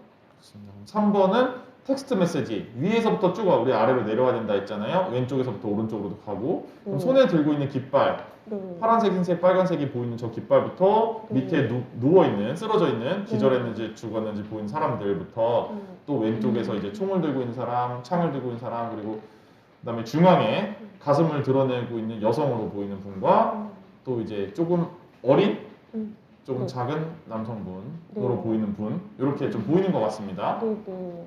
그래서 보시면 저 멀리 노트르담 대성당이 막 불타오르고 있고 그래서 되게 격렬한 전쟁이 있었던 것으로 이제 유추되는 것 상황들이 있고 말씀하신 것처럼 오른쪽에 소년, 어린 남성, 나이가 적은 남성부터 또 이제 왼쪽에 그 중절모를 쓴 신사 계급 뭐 아니면은 귀족 계급처럼 보이는 사람 그 옆에는 노동자 계급처럼 보이는 사람 또 그 밑에 엎드리고 있는 사람은 선원처럼 보이는 사람 다양한 사람들이 또 쓰러져 있는 시체까지 다양한 사람들이 모두 남성으로 표현돼 있어요. 남성은 나이도 신분도 직업도 다양하게 묘사됐다는 뜻이군요. 네네. 그런데 이제 중앙에서 프랑스 국기를 들고 있는 단 한 명의 여성은 젊고 또 풍만한 가슴을 가지고 있는 그리고 저 상황에 맞지 않게 드레스를 입고 있는 굳이 가슴을 보여주고 있는 모습을 또 볼 수 있습니다. 텍스트 메시지는 그렇게 파악을 할 수가 있을 것 같고 배경부터 인물까지 파악을 해봤고요. 네. 그럼 숨어있는 의도는 무엇일까요? 제목이 민중을 이끄는 자유의 여신이잖아요. 프랑스 시민혁명을 다뤘고 7월 혁명을 다룬 그림인데 민중이 누구인가? 남성들이라는 걸 알 수 있죠. 왜냐하면 저 가운데 있는 여성은 그 주변에 있는 사람들처럼 실존하는 사람이 아니잖아요. 여신이군요. 네, 여신이잖아요. 제목에도 알려주다시피. 그러니까 평범한 살아있는 사람은 민중으로 염두에 두지도 않았다는 거죠. 여성 중에서는. 네. 그 여성은 여신쯤 돼야 저 자리에 들어갈 수 그림에 있는 거죠. 껴주는. 그리고 여신은 저렇게 가슴을 드러내서 여성성을 강조하는 그런 것들을 또 할 수 있죠. 네. 아까 액자로만 들어갈 수 있었는데 이제 여신이 되어서 또 들어갈 수가 있네요. 액자로 들어갔어야 돼. 액자로만 그 공간에 존재할 수 네. 있었던 여성. 이제는 이제 신 정도는 돼야지 네. 남성들과의 같은 공간에 있을 수 있는 여성. 현실에 존재하는 평범한 여성은 껴주지 않고 천상의 존재로서만 등장할 수 있는 여성을 천상의 어떻게 존재는 지웠는가 역사 속에서가 느껴지는 거.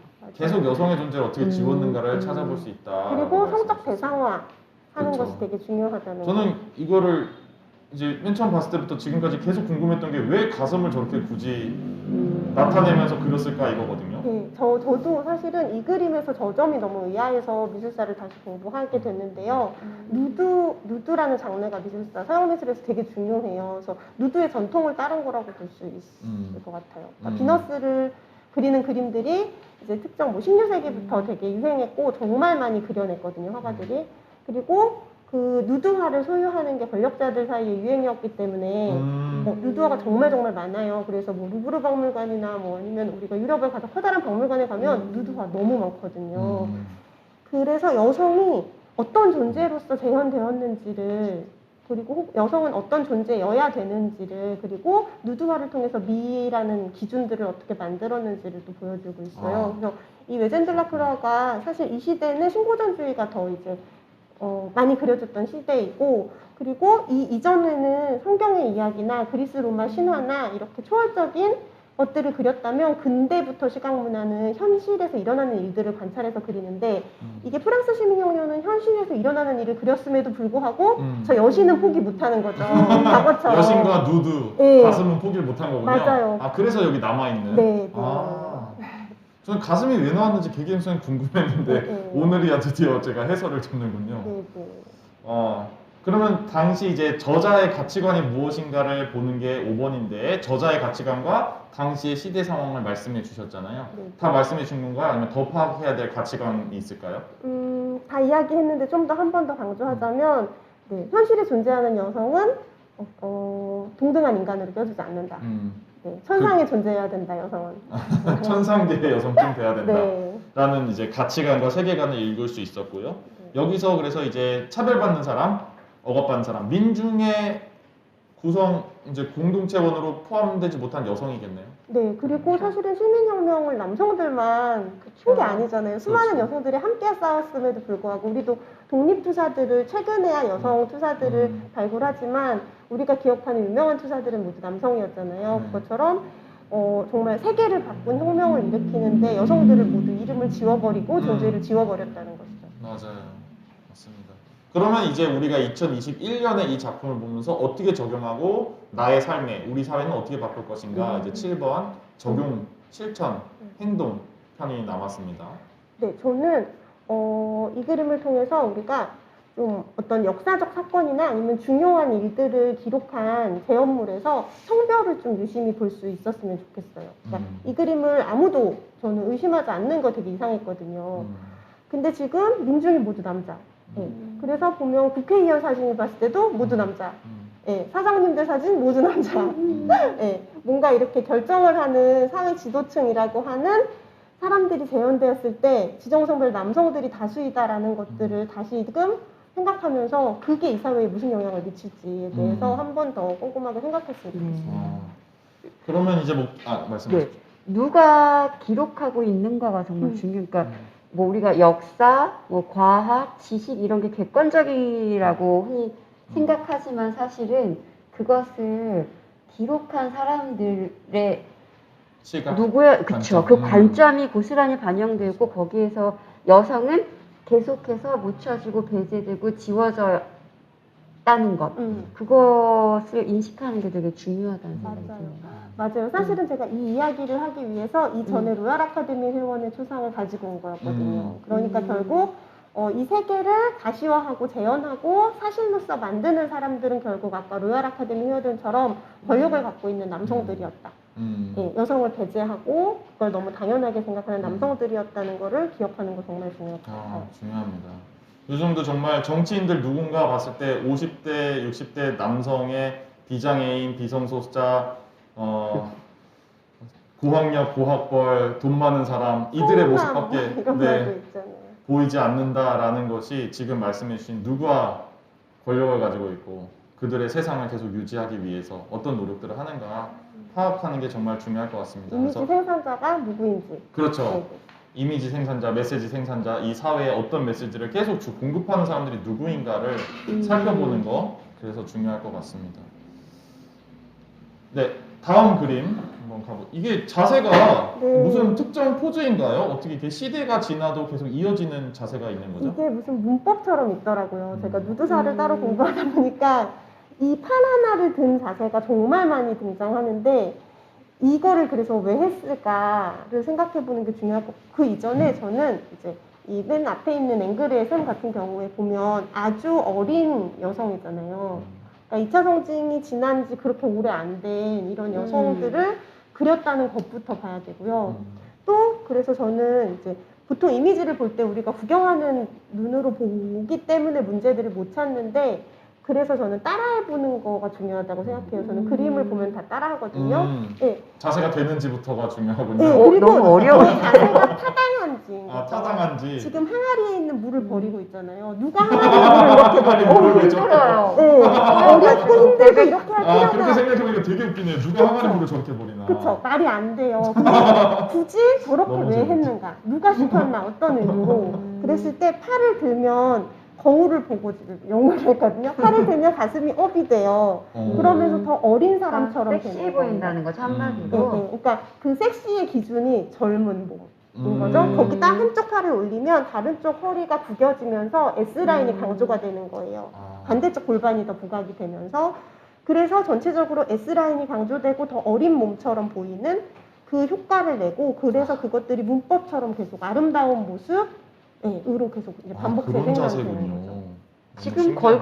걸그룹들이 많이 취하는 어떤 그 춤출 때 하는 포즈들 아닌가요? 맞아요. 그렇죠. 춤의 동작에도 되게 많이 춤 등장을 동작에도 많이 하고 드러나는 있죠. 제한되는. 좋습니다. 그래서 저 끝에 있는 이미지도 네. 연결되는 것 같아요. 네, 그렇죠? 네. 그러니까 저는 이제 뭐 과거에는 어떤 소수의 권력자들이 이미지를 생산하게 만들어서 그렇다 치면 현대 미술이라고 하는 아비뇽의 여인들에서까지 원근법을 파괴하고 다양한 어떤 뭐 관점을 담는 거 좋은데 그거를 벗은 여성으로 하고 저런 또 포즈나 이런 것들을 그대로 가지고 왔다는 거에 대해서 또 봐야 된다고 생각하고 또 현대 대중매체에 와서는 TV에 등장한다는 이유만으로 너무 쉽게 성적 대상화되면서 과거로부터의 그 문법들을 그대로 몸으로 막 보여주는 그렇죠. 이런 상황을 좀 짚어보고 싶어서 현대적으로 어떻게 이어지느냐에 이제 질문을 해주신 분이 있는데요. 김미자 선생님이 여신과 누드를 포기를 못하고 있다고 하셨는데 요즘 게임 내에서 여성 캐릭터일 때 가슴이 크고 노출을 많이 할수록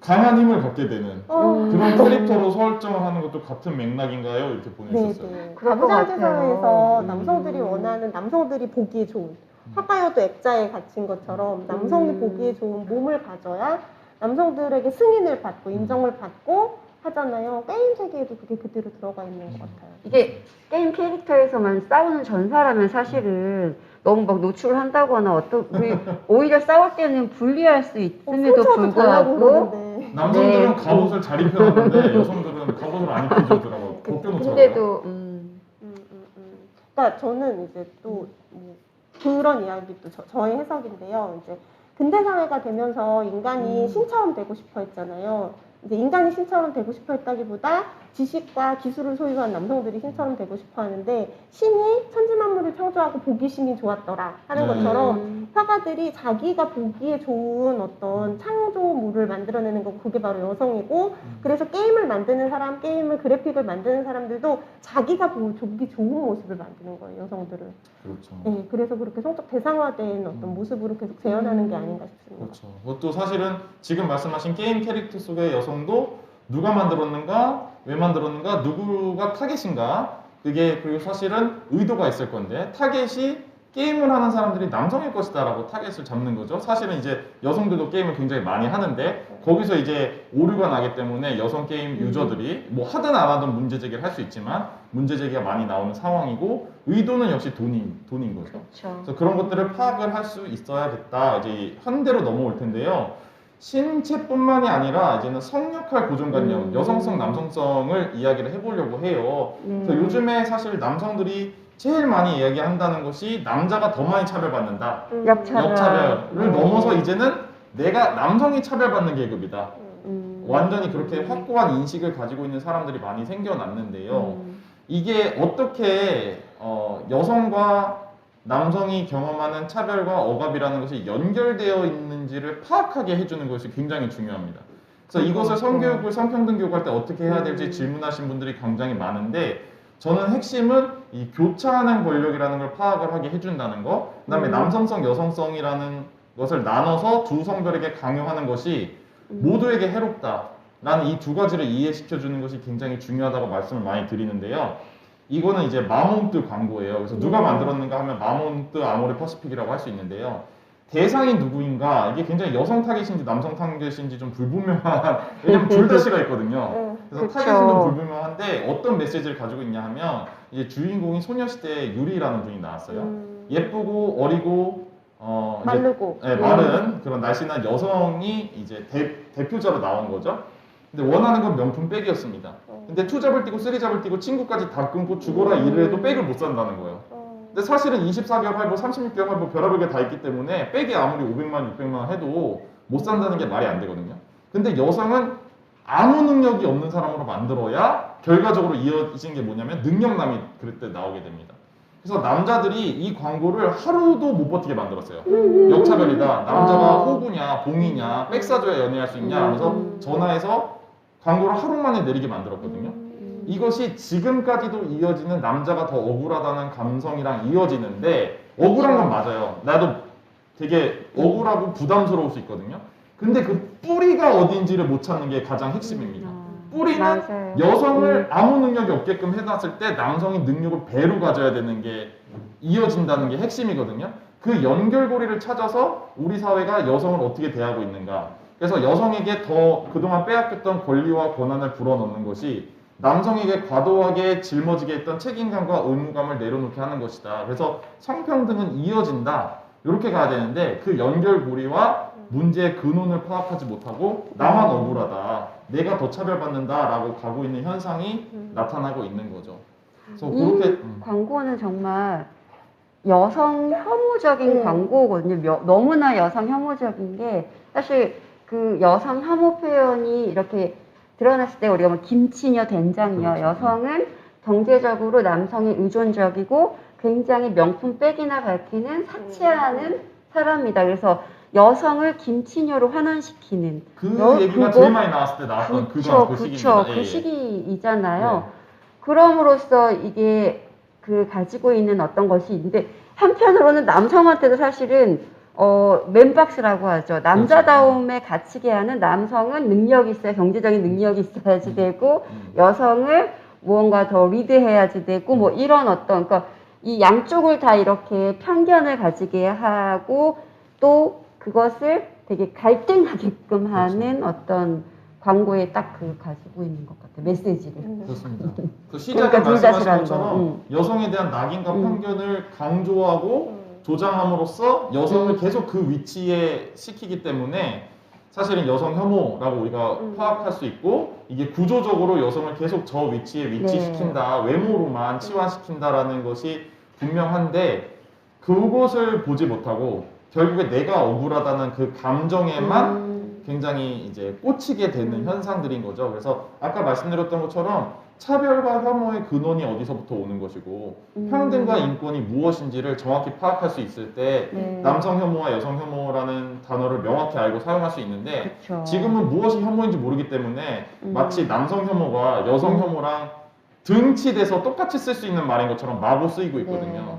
기분이 그게 나쁘면, 굉장히 안타까워요. 수업하다 보면은 선생님 왜 여성 혐오만 얘기하고 남성 혐오는 얘기하지 않나요? 맞아요. 이런 질문을 굉장히 많이 받아요. 그러면 저희 이제 여성 혐오와 남성 혐오는 다르다. 여성 혐오는 오랜 역사 속에서 여성을 열등한 존재로 바라보고 무시하고 그렇게 여성을 규정하는 어떤 그런 게 사실은 여성 혐오라는 것으로 표현되는 것이고 남성 혐오라는 것은 사실 그것에 대한 어떤 미러링의 방식이었잖아요. 그죠? 이것은 남성이 그동안 남성 중심적인 사회에서 여성을 어떻게 바라보고 대상화하고 열등한 존재로 무시하고 비하했는지 이런 방식으로 이렇게 했어요 라고 보여주는 방식이 사실은 혐오를 혐오로 미러링해서 보여주는 방식이었는데 그것의 그 어떤 맥락은 삭제한 채 여성도 남성을 똑같이 혐오한다. 네. 뭐 이렇게 바라보고 분노하고 이제 오히려 여성이 지금은 더 사회적으로 우월한 위치에 있지 않냐. 뭐 이렇게 바로. 근데 한편으로는 저는 이제 개인적으로 그 남자 청소년들이랑 이야기를 하다 보면요. 그게 자기들이 경험한 세계에서는 일정 부분 이해가 돼요. 그러니까 초등학교 교실이나 이런 데서 여자 친구들이 공부도 더 잘하고 힘도 더 세고 훨씬 더 좀 위축을 느끼거든요. 그럼에도 불구하고 선생님들은 남자니까 너네가 여자 올리면 안 되고 남자니까 너네가 이런 거 어떻게 해야 되고 이런 굉장히 남자다움을 또 되게 강요하고 그러니까 남자로서 누리는 건 없었는데 마치 이렇게 해야 될 어떤 것들 거기에 이제 좀 가면 군대 가야지 되고 이런 어떤 남성은 뭐 더 능력 있게 뭐 데이트 비용도 내야 되고 뭐 해야 되고 뭐 이런 것이 자기들이 경험한 세계에서는 차별로 느끼는 거예요. 근데 일정 부분 그런 것들이 그 피부로 느껴질 수 있는 어떤 부분 이해는 되지만은 이게 커다란 맥락이나 역사를 바라보지 못하고 자기가 이제 그 보는 어떤 그 관점, 그 좁은 시각에서만 이것들에 되게 분노가 너무 강하고 그게 굉장히 많이 유통되는 거죠, 정말. 맞습니다. 그 맥락과 역사를 바라봐야 된다는 말씀도 맞고 모든 그냥 역사적인 걸 다 알지 못하더라도 사실은 혐오는 이 뜻과 정의가 구조적인 차별과 억압과 폭력적인 상황에 놓이게 만든다는 것이 혐오이기 때문에 여성 혐오는 사회적 구조적인 억압과 차별 폭력을 얘기하는 거고 남성 혐오는 아까 이제 화사님 잠깐 말씀하셨는데 기분 차원입니다. 기분. 그쵸, 내가 기분이 기분. 나쁘다라는 차원에서의 이야기가 되는 것이기 때문에 절대 등치해 놓고 얘기할 수 없다. 이렇게 말씀을 드리고 싶고요. 몇몇 예시가 더 남았는데 우리가 10분밖에 안 남아서 좀 빨리 정말요? 가보자면 요 사진은 이제 위에서부터 쭉 내려와서 보다 보면 회사와 음료 이름이 써 있습니다. 그래서 하늘볼이라고 웅진식품에서 나온 제품 이름인데요. 날은 더워 죽겠는데 남친은 차가 없네라고 목마를 땐 하늘볼이 이렇게 글씨로 써 있죠. 이것도 아까 간 거랑 똑같은 맥락이네요. 그렇죠. 똑같습니다. 그림으로 이제 살펴보면 얼음이 이제 배경이고요. 시원한 얼음이죠. 그 다음에 보리차 그림이 있고 그 다음에 하이힐이 있습니다. 그리고 배경도 보는 게 중요한데요. 버스 정류장이죠. 그래서 버스 정류장에서 하이힐을 신고 나온 여자친구가 남자친구를 기다리는데 버스를 타고 가게 만든다. 이런 뜻인 거예요. 그러니까 데이트를 나올 때 예쁘게 꾸미고 나와야 되는 여성을 보여주고 근데 남자가 돈이 좀 있어가지고 차가 있어야 되는데 차로 데리고 오지 못하는 남성을 비난하게 만드는 그런 느낌입니다. 그래서 이것도 굉장히 여성에게 차별적이고 혐오적인 메시지인데 요것을 또 남성들이 더 많이 화를 냈습니다. 남성들 커뮤니티에서 차 없는 남자 무시하는 거야. 그렇죠. 그렇게 간 거죠. 그래서 물론 연결돼 있습니다. 여성을 그렇죠. 단지 외모로 만들 때 남성은 돈으로, 차로, 명품백 사줘야 되는 존재로 같은 시기에 나왔습니다. 이 광고가. 그러니까 당시 된장녀 김치녀 프레임이 굉장히 셌고 요것이 미디어와 우리 시민 인식이 왔다 갔다 상호작용을 한다는 것의 증거죠. 그래서 이제 남성들이 더 많이 화를 냈는데 그 근거가 근원이 어디 있는가? 왜 여자는 직접 차를 탈 수가 없죠? 왜 나는 차가 없지? 이렇게 생각을 안 하는 거죠, 애초에. 그래서 연결되어 있다. 요거를 파악하는 게 굉장히 중요하다라는 말씀을 드리고 싶어서 광고 두 개를 준비를 했습니다. 저는 지금 이 두 가지 예시에서 중요한 힌트를 얻은 것 같은데요. 남성들이 기분 나빠하는 것들을 한 단계만 더 들여다보면 좋을 것 같아요. 무엇에 불편함을 느꼈을 때 그 불편함이 무엇 때문이다. 사실은 다 맨박스 때문인 거잖아요. 그렇죠. 여성 때문이 아니라. 네네네네. 그래서 맨박스 때문에 갖고 있는 억압이나 부담이 문제라는 것만 알게 되면 사실 여성을 혐오하고 여성에게 이제 문제를 찾기보다 맨박스와 그 다음에 잘못된 구조, 억압에 대해서 더 생각하면서 더 사실 훌륭한 페미니스트가 될 수도 있겠다. 자기도 그게 억압당하고 있는 건 맞잖아요. 맞죠. 이게 남성에게도 억압이 되고 차별이 되는 부분이 있으니까 그런 것들. 맞아요. 그 억울함이 사실 근원을 파악하고 뿌리 깊게 들어가면 사실은 페미니스트가 충분히 될 수 있는 질문입니다. 그래야지 되는 부분인 거죠. 그렇죠. 근데 저렇게 미디어는 이 갈등을 오히려 부추기고 조장하고 그렇죠. 만들어낸다는 게 진짜 문제인 것 같아요. 근본을 찾을 수 없게 그 근원을 찾을 수 없게끔 하는 게 저는 미디어가 이 자본가와 정치인들의 이제 뜻을 반영해주고 있다고 생각하거든요. 시민이 똑똑하면 기업이 잘 안 되거든요. 그리고 기업도 안 되고 정치인도 싫고. 통치를 하기도 그렇죠. 어렵고 맞아요. 그러니까 시민들을 더 사고하지 못하는 존재로 만드는 거죠. 그죠. 계속 우매하게 어리석게 음. 만들고자 하는 게 핵심이다라고 할 수 있습니다. 좀 빠르게 다른 네. 것들 가보고 싶은데요. 뮤직비디오도 보시면 요건 이제 지코라는 가수의 보이즈 앤 걸즈라는 뮤직비디오인데요. 오늘 다 보여드릴 수는 없지만 남자는 둘이 나오거든요. 옷을 굉장히 겨울처럼 입고 있습니다. 근데 여성들은 여기가 헐벗었어. 호텔 실내든 수영장이든 이따가 뭐 수영장도 나오고 골프장도 나오고 막 승마장도 나오거든요. 다 벗고 있어요. 그리고 남성들은 머리부터 발끝까지 나오거나 얼굴 클로즈업이 많이 나오는데 여성들은 얼굴이 잘 안 나와요. 가슴, 엉덩이, 허리 이런 식으로 부분이 조각조각 나서 잡히는 앵글들을 많이 볼 수 있고요. 가사도 보시면 돈에 대해서는 걱정하지 마. 놀자. 오빠가 무리할게. 오빠가 넌 그냥 무리할게. 옆에서 그루브 타기만 해. 몸만 이제 흔들고 있으면 된다는 겁니다. 근데 몸은 필요해. 돈은 필요 와, 없는데. 노골적이네요. 네, 굉장히 노골적이고요. I'm a boy but you are a girl 그러는데 맨 처음에는 I'm a boy, you are a girl 그러다가 but이 들어갑니다. 그 다음에 나는 남자지만 하지만 넌 여자야. 그럼 뭐 어떡하라는 거야.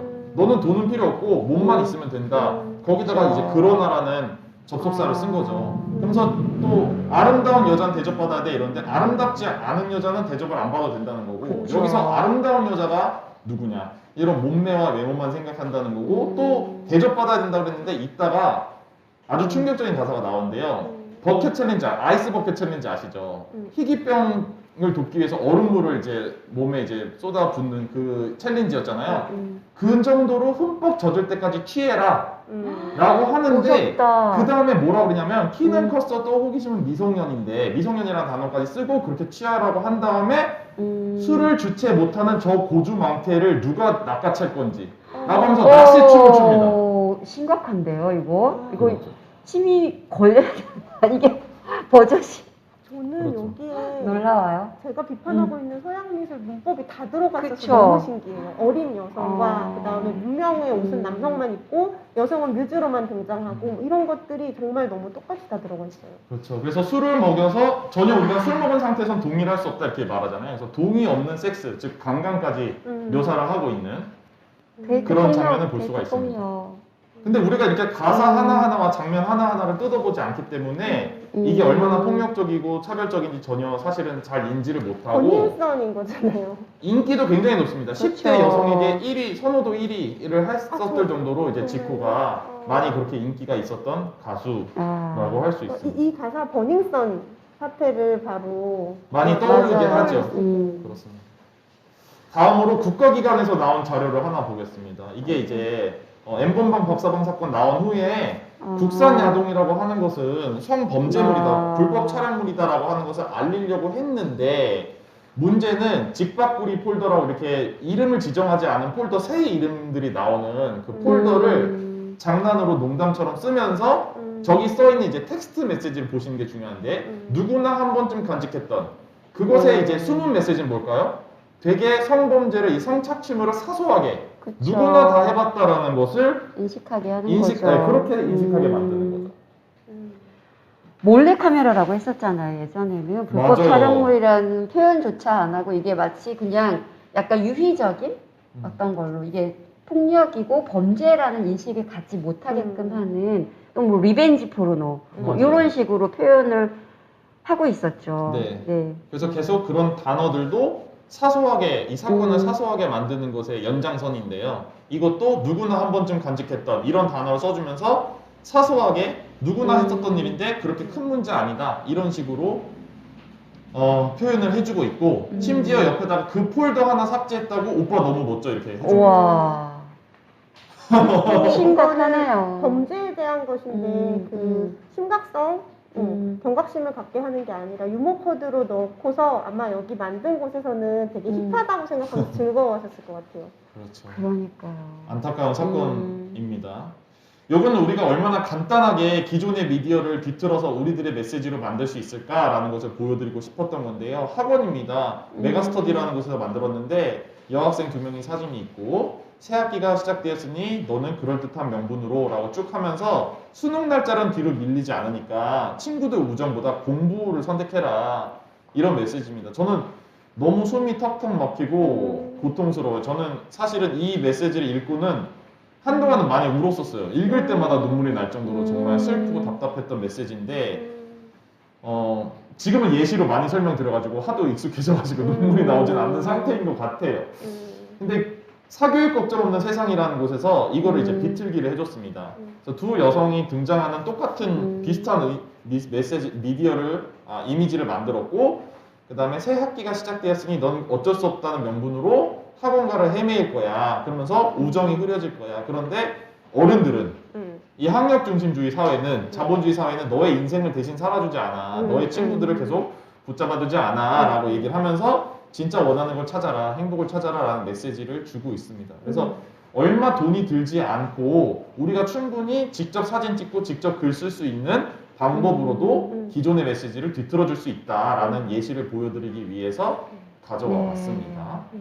그 다음에 우리가 시간은 얼마 남지 않았지만 디즈니 공주 이야기의 변천사를 하고 마무리를 하도록 하겠습니다. 짧게 우리 한 5분 정도만 이야기를 해보도록 하겠습니다. 아까 제가 옛 이야기가 어떻게 메시지를 가지고 있는지 이런 이야기 했었는데, 사실 백설공주, 신데렐라, 잠자는 숲속의 공주 이런 이야기들이 옛 이야기예요. 네. 그리고 그 옛 이야기를 디즈니가 이제 공주로 만들어내는데, 거기에서 사실 여성의 어떤 스테레오 타입이 있어요.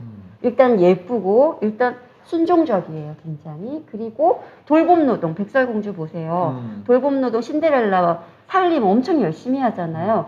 그래서 전체적으로 메시지를 보면 여성 인내 서사라고 할 수 있어요. 인내 서사. 여성이 참고 견디면 왕자를 만나서 행복하게 살 수 있어. 근데 이게 자기 주체적인 어떤 행동을 하는 게 아니라 잠을 자고 있다. 그쵸. 되게 수동적이에요. 참고 견디면 불편해도 어때도 무슨 일이 있어도 참고 견디면 결혼하면 행복해진다. 뭐 이런 어떤 서사 구조를 가지고 있고, 이런 이야기들이 사실은 우리 이 이야기를 끊임없이 접하잖아요. 뭐 우리 콩쥐팥쥐도 있고 우리나라에서는, 그쵸? 뭐 이런 이야기들이 우리 삶에 이렇게 사는 거구나, 마치 미디어가 주는 것처럼 그런 것들이 있는데, 이 디즈니 공주가 이제 이런 옛날 이야기를 만들다가 이제 창조적으로 공주 캐릭터를 워낙 인기가 많다 보니까 이제 만들어내잖아요. 네. 그래서 지금 이제 최근에 만들어진 공주 이야기들은 사실은 굉장히 변화했어요. 일단은 외향적으로도 너무 이쁜 것이 아니라 자기 힘이 지금 모아나 나오고 있네요. 모아나와 엘사 얘기하면서 네. 좀 마무리 해볼까요? 그렇죠. 굉장히 주체적이고 여성 영웅이에요.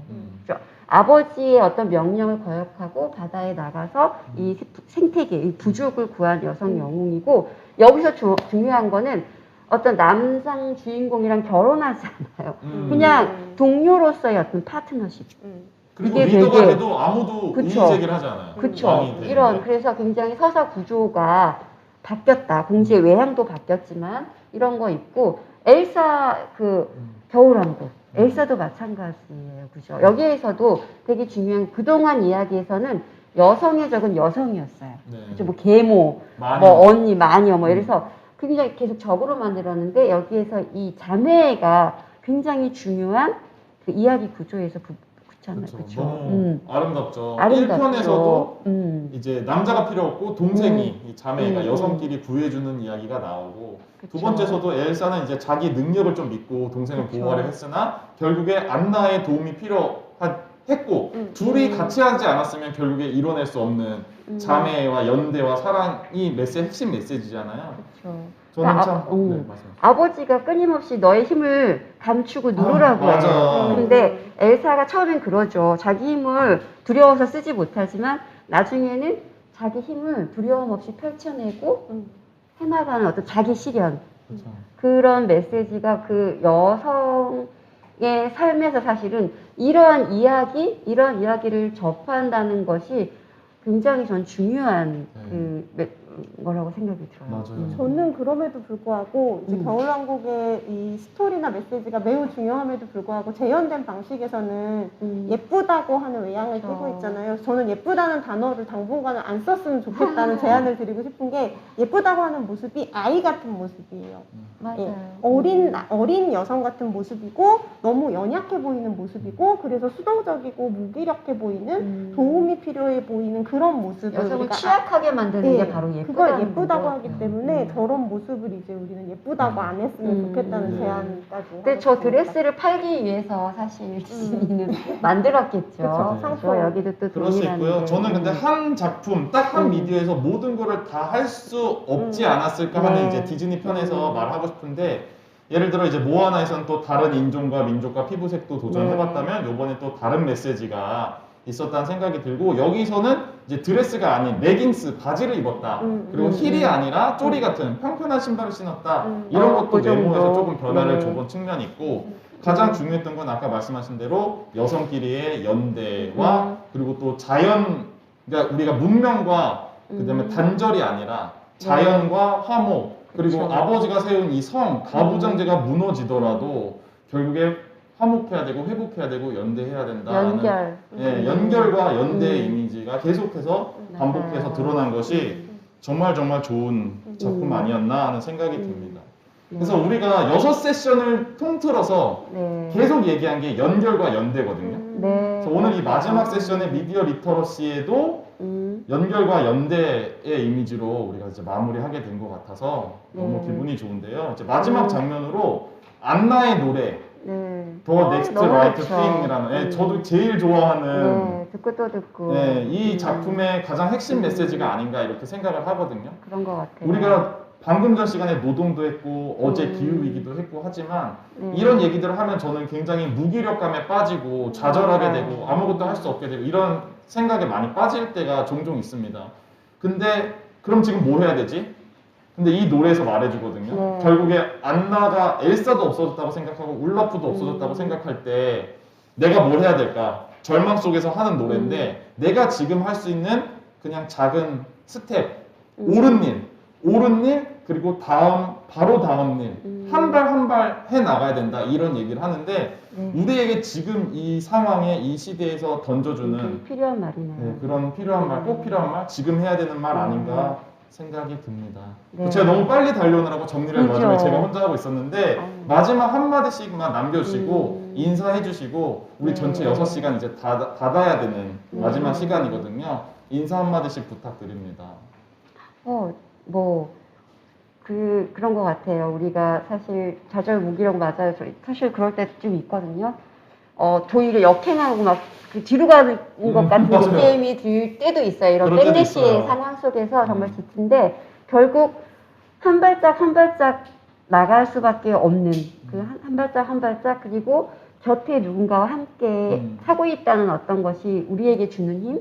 그래서 먼저 손 내밀고 함께 이렇게 갈 수 있는 또 요것만 있으면 그래도 우리는 나아가고 있다라는 좀 그런 믿음으로 함께 했으면 좋겠어요. 감사합니다. 옆 사람들과 네, 한 발 한 발 계속 네. 나아가자라고 해주셨어요. 사사님도요? 네, 저는 미디어 리터러시가 필요한 거 그리고 우리가 우리 인권에 대해서 계속 생각해야 되는 게 사실 인류가 되게 오랫동안 신분제 사회였잖아요. 우리는 어쩌면 노예 상태인 게 편할 수도 있는 그러니까 익숙한 거죠. 하지만 지금 현대 사회잖아요. 우리 모두 노예로 살고 싶은 사람은 사실 없을 거란 말이에요. 그렇기 때문에 이 그냥 편안하게 다른 사람들에게 모든 판단을 내맡기는 이 습관들, 익숙함들에 대해서 좀 인식하고 왜 그런지, 나는 동의하는지, 결국 그게 나의 행복에 어떤 영향을 미칠지 좀 생각을 하신다면 인권에 대해서도 계속 관심을 기울일 수밖에 없고 그리고 미디어도 그냥 그대로 받아들이는 게 아니라 한 단계 더 짚어볼 수 있는 힘이 생기지 않을까 생각을 합니다. 두 분 모시게 돼서 너무 좋았습니다. 같이 시간 마지막 너무 시간 빨리 마무리할 수 가요. 있어서 정말 시간 너무 빠르죠. 네. 따발춤처럼 말해서 죄송해요. 네, 마지막 시간 같이 함께해서 너무 기뻤습니다. 같이 한번 인사해 주시고 마무리하도록 하겠습니다. 감사합니다. 감사합니다. 수고하셨어요. 이틀 동안 좀. 네. 저희 농어촌 청소년 육성재단과 한국다양성연구소가 함께 만든 2021 온라인 청소년 인권 토크 콘서트 6개 세션 다 잘 들어주셨나요? 네, 저희 정말 다양한 이야기와 특별 손님들 많이 모셔서 좋은 이야기, 풍성한 이야기들, 재밌는 이야기들 여러분들과 나눠보고자 노력했습니다. 계속해서 저희 채널에 이 영상들은 떠 있을 거니까요. 많이 봐주시고 또 주변에 이야기를 계속 나누고 싶은 사람들에게 공유하셔서 더 우리들의 이 이야기를, 이 담론을 확장시켜 나가는데 여러분들이 이 역할을 해주시면 좋겠다. 그래서 성평등과 인권의 이야기를 더 많이 확장해 나가자라는 말씀을 드리면서 마무리하고 싶습니다. 여태까지 잘 참여해 주셔서 감사하고요. 수고 많으셨습니다. 감사합니다.